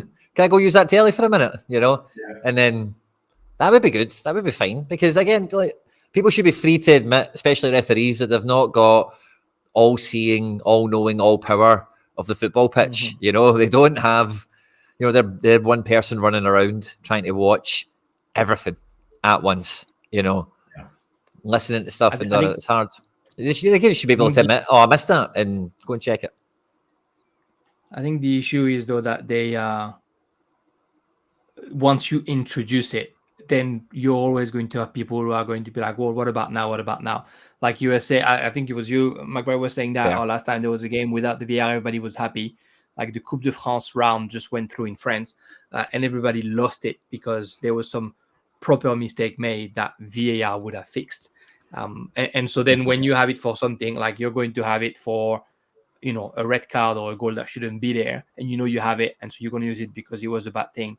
But then for the throw-in of like 3 minutes before that should have been going the other way, the people who have been done wrongly are going to be like, oh, why didn't you take them? So, like in my opinion, don't have it. I'd rather have 5 referees than have the VAR in, because you put a referee on each box for the critical one and that's it. Because when you have the VAR, regardless, the guy who's in the car watching, he's also a man, so you're still prone to the man-made issue, and you're also still prone to like the way football is seen in your country and the way like the guidelines that the referee body is giving. Like you're saying, referees should have the choice to look at the video or not. In France, until 3 years ago, that was the case. But if you're a referee and you go and check the VAR, you lose points on your match count. Ooh. And so then referees were like, I'm not going to go and check because I don't don't want to lose any points, and I want to keep, refereeing the best games. And so proper mistakes and in high profile game have been overlooked. And I don't know if you heard that, you too, but I was listening to a Spanish football expert who was saying that for Real Barca or those kind of games, they don't put the best referees anymore, because they'd rather put a referee that they can burn if he makes a mistake and send him to like do Division 2 or whatever, than putting the best referees and have the best referees get burned if they make a mistake, because there's so much scrutiny on the game. So they'd rather have somebody who's, if he makes a mistake, is not the end of the world for their own little refereeing world, than putting somebody who's too important to them. So it's like, it became, society. Interesting. I kind of like the thought that went into some of those things you were talking about there, but hearing how they unfolded doesn't surprise me either. Unfortunately. Yeah, but good thought. I think good. The heart was in the right place, I think, with that. So I guess close but no cigar. But yeah, I think referees will be forever. Again, like we don't. It's just always what I come back to. Really, with it's just you just want it to be fair. Like you just don't want to be cheated. And you just don't want nonsense ruining the game. This Fiorentina Inter game for the last, as is always in Italian football, the final 15 minutes are the only 15 minutes worth watching. It's kind of been that way. Atleti's quite spicy as well since the triple sub. There's now another sub. Sol's come on for Barrios. And Atleti been looking quite good. 2-0 win here so far. Brest PSG confirmed 2-2 finish. Yeah, and speaking of refereeing, there was 4 minutes of added time. In those 4 minutes, there was 2 yellow cards. Both of them stopped the game for a minute each, at least, and he only let an extra 20 seconds. So like the whole PSG crowd went around him asking him why it's the end of the game. Lovely. Yeah, lovely indeed. This Atleti one's spicy. Captain Depay is outdoing. Oh, you've not got the screen. Sorry. Captain Depay is outdoing Captain Griezmann. Rare versus rare. I love a bit of that. Ooh. Nice. He's went away. See, this is what I mean. This is why I want to play with cards, because this guy's played Christian Mosquera over playing any common, Yeah, just wow. because it's a rare, like that's what I'm trying to get against. That's the sort of guy I want to play against. No problem. Give me them all the time, please. Otherwise, we've got the same team. We've got Savage rare. I've got a rare All Black, obviously. Rodrigo De Paul, Griezmann. But he's made that. That's what I want to play against. Yeah, even this. Bring it on. Bring it on. What I was saying, Quinny, was that see the like if you play like say 2 rares, a lot of the times it'll put you up against a full limited stack.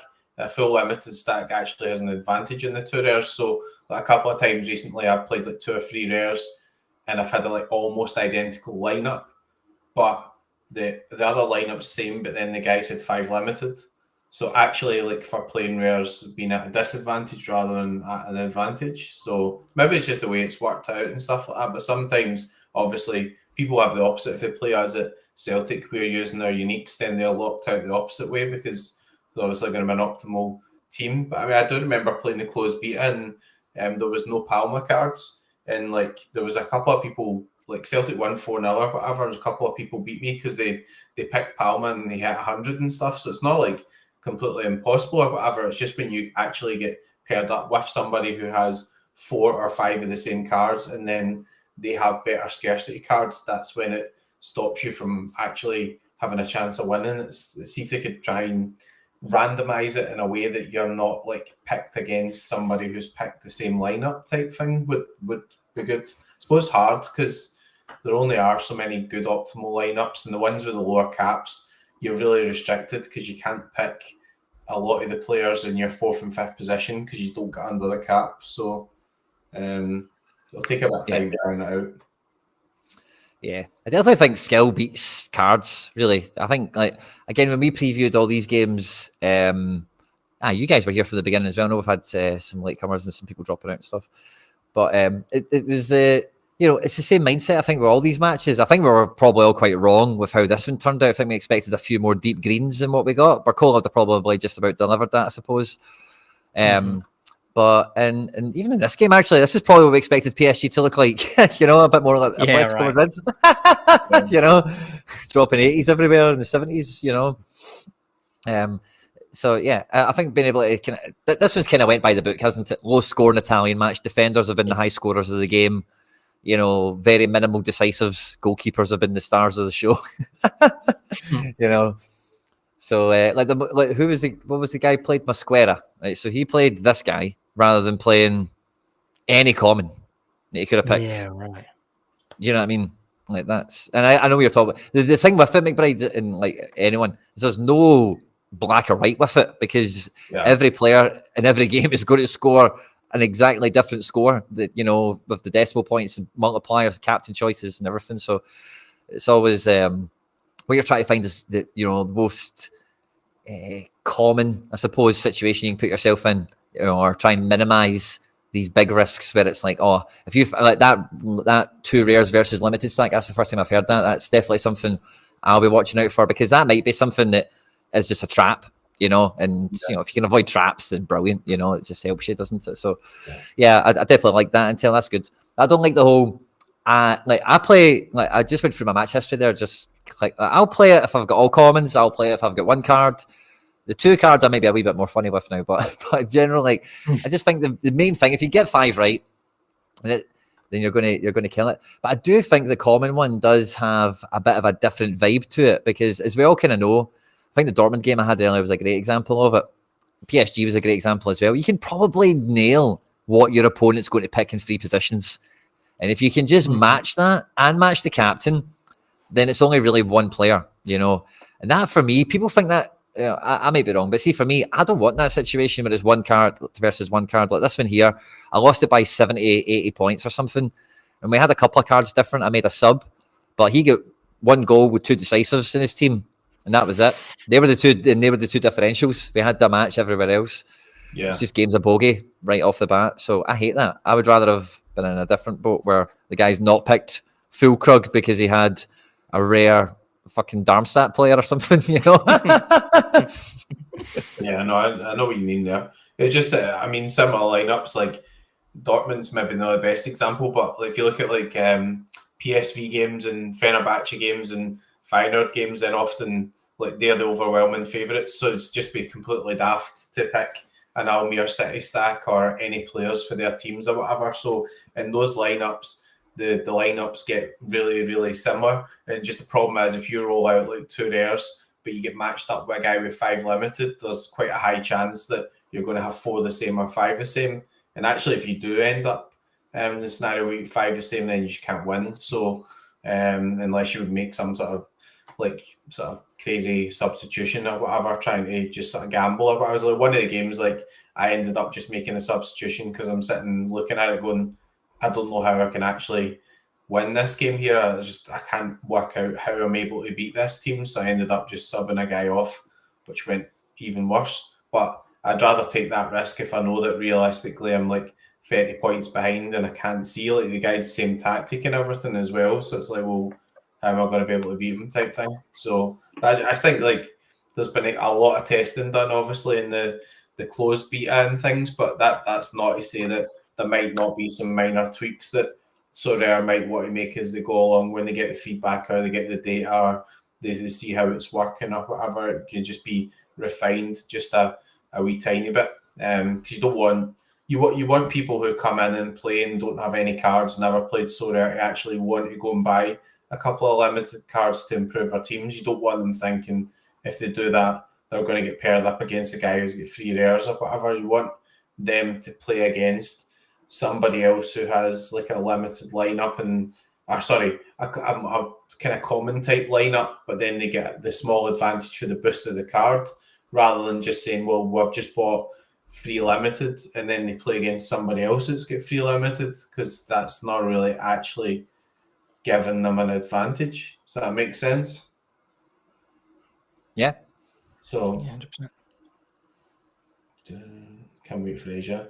Yeah, Hoodwink, I can't wait for Asia to come back as well. I mean, that's going to be fun, right? Like those games at 5 a.m, by Saturday, you'll have the Guinness head, try to check the lineups.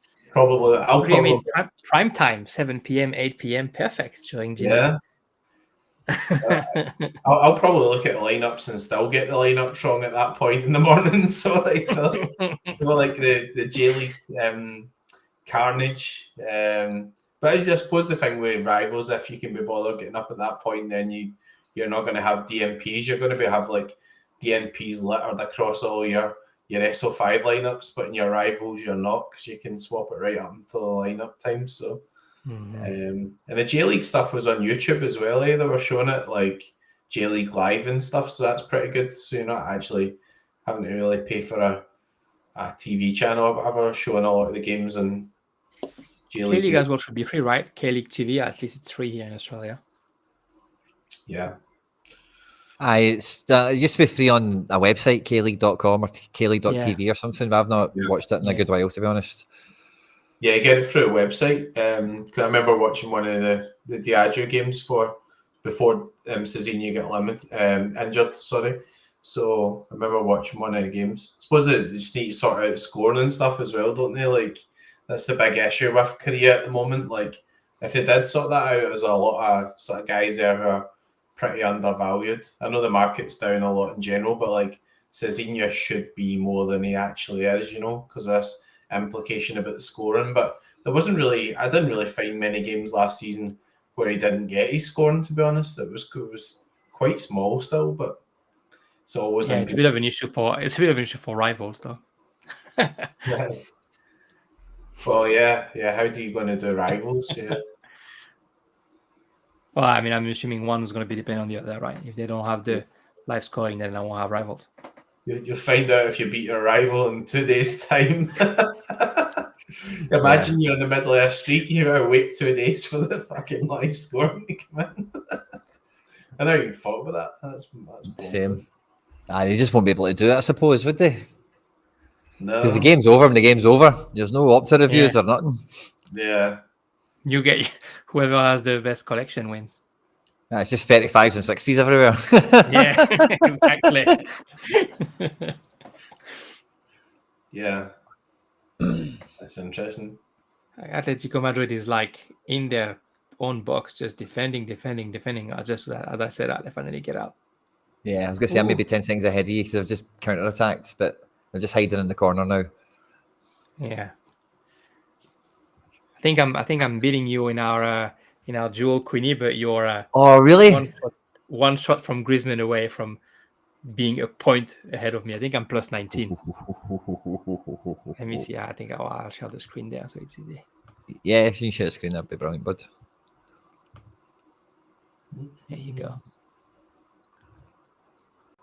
I guess I beat you in the PSG game as well. We are the one under. Oh yeah. So oh wow, so 1 rare versus 3. You know what I mean? See, it's not the be all and end all. But I'm ahead of you. See the 20 points? It's the tactics. It's the oral attack. Yeah. I completed my oral attack and you're one. You're one from it. Yeah, because you went Lino and I went De Paul, and he's also 12 points better off as well. And I got Molina and you got Savage. Yeah, even so that's caught you up for the rare All Black versus common All Black difference. And then the tactics put you over the top. That's lovely. That'd be a good win for you, mate, if you get that. Kind of don't want to win now. That's a good one. Good move. I'd have played Lino. See if I thought about it, I'd have played him as well. I just went lazy and went to Paul to get the L5. Just play him, you know. I thought you got 90 minutes, but you didn't. And then I was like, if I have room for it, I'll put Lino in. You can't pick Koke. I don't think if you can't pick Koke, he doesn't get enough points. For me, I had him ref for a while. He was getting nice points. He was like always in his 60. Not more than that. But no for this. He's not going to score a goal or get an assist or anything. You know, he's not going to potentially put you over the top. And as well, like I've had a lot of joy with picking fullbacks in a lot of games because again, fullbacks can just smash. Seen the Bayern game? I went double fullback. I picked Guerrero and Davies, and it won me the game basically. You know, and did I maybe go Joga Benito on that as well? I maybe went for I went Joga Benito, and the guy I was against had Joga Benito. But I mentioned this before, but he had Musiala, and Musiala done the whole thing by himself. As did Barcola today, by the way. See that Joga Benito? See if you look at, I can share mine, I think, quite easy enough, quite quickly. But if you look, my Joga Benito in the PSG game absolutely took off. Sorry, wrong screen. There we go. I had 14. You only need 6 to max it out. I think Barcola get 5 or 6 by himself. So let's see attacking. Mbappe got 5 by himself. Barcola got 6 by himself. And then who did I have? Zaire Emery. I thought he had 2 in the first half. Yeah, he did 2. So maybe my maths are wrong. 14, 5, 6. Oh yeah, that adds up. Lucas Hernandez wouldn't have had any. Oh no, he did. Wow, that's not added up properly. That should be 3, 9. Oh no, it is. I'm just stupid. Ignore me. Yeah. But that's incredible, isn't it? 14 Joga Benitos. What was the stat? Yeah, it's amazing. I saw final. We thought I was looking at my arena. Hey, 2 wins this morning. Nice. So I think I've got the Atletico game here for the wee counter. No, I don't. It's because it's live at the moment. Ignore me. I think. So where do you check that again? Missions, isn't it? Is that in this bit? Yeah, I must be on. I'm on 3 of 5 with Atleti, just about to secure my number 4. So I'll be on for number 5 tomorrow. Hopefully, try and get a wee scoop at the weekend.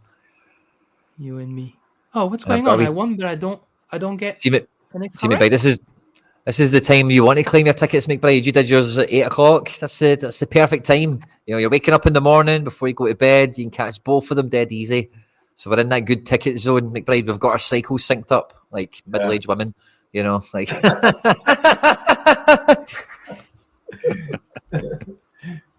I know that's one of the days I missed it, and just like I was up late and I ended up claiming it at like 11:30, and then the next day morning I was like 10 minutes late, and now I'm going to have to stay up till like 12 o'clock, and I was like, fuck this, I'm just going to bed.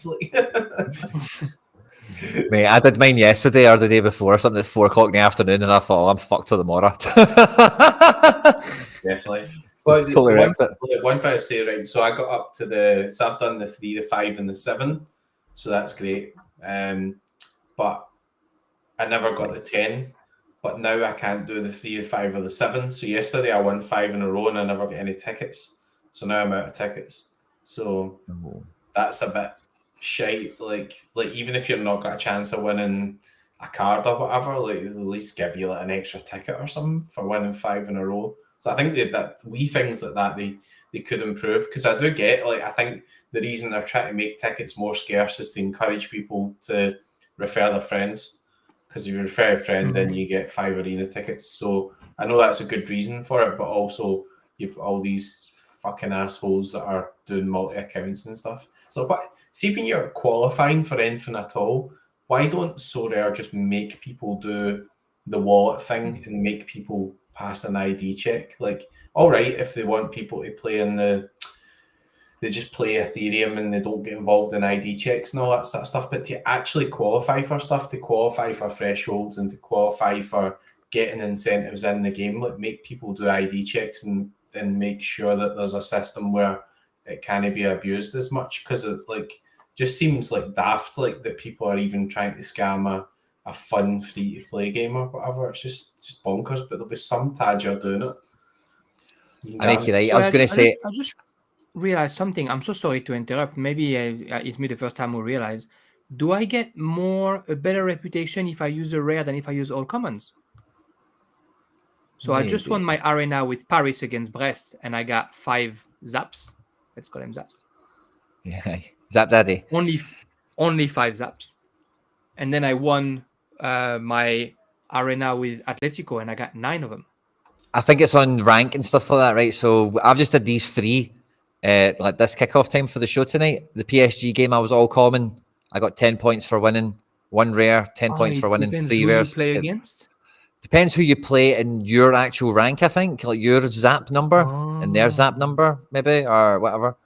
I think it's maybe that more than the cards. Yeah, that makes sense. The guy I was against Paris, he was 167 and I'm 380.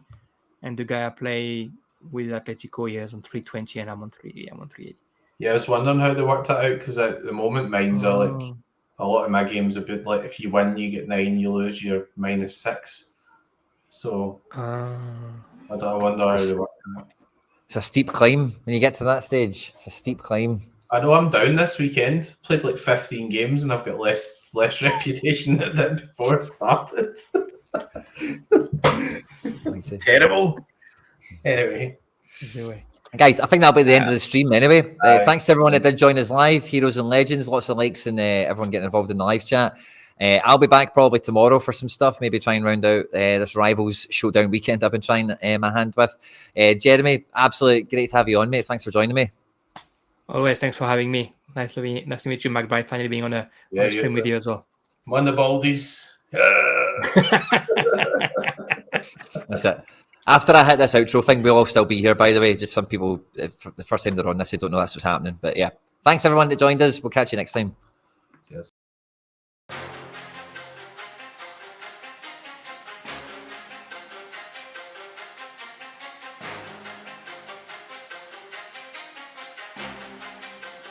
Terrible.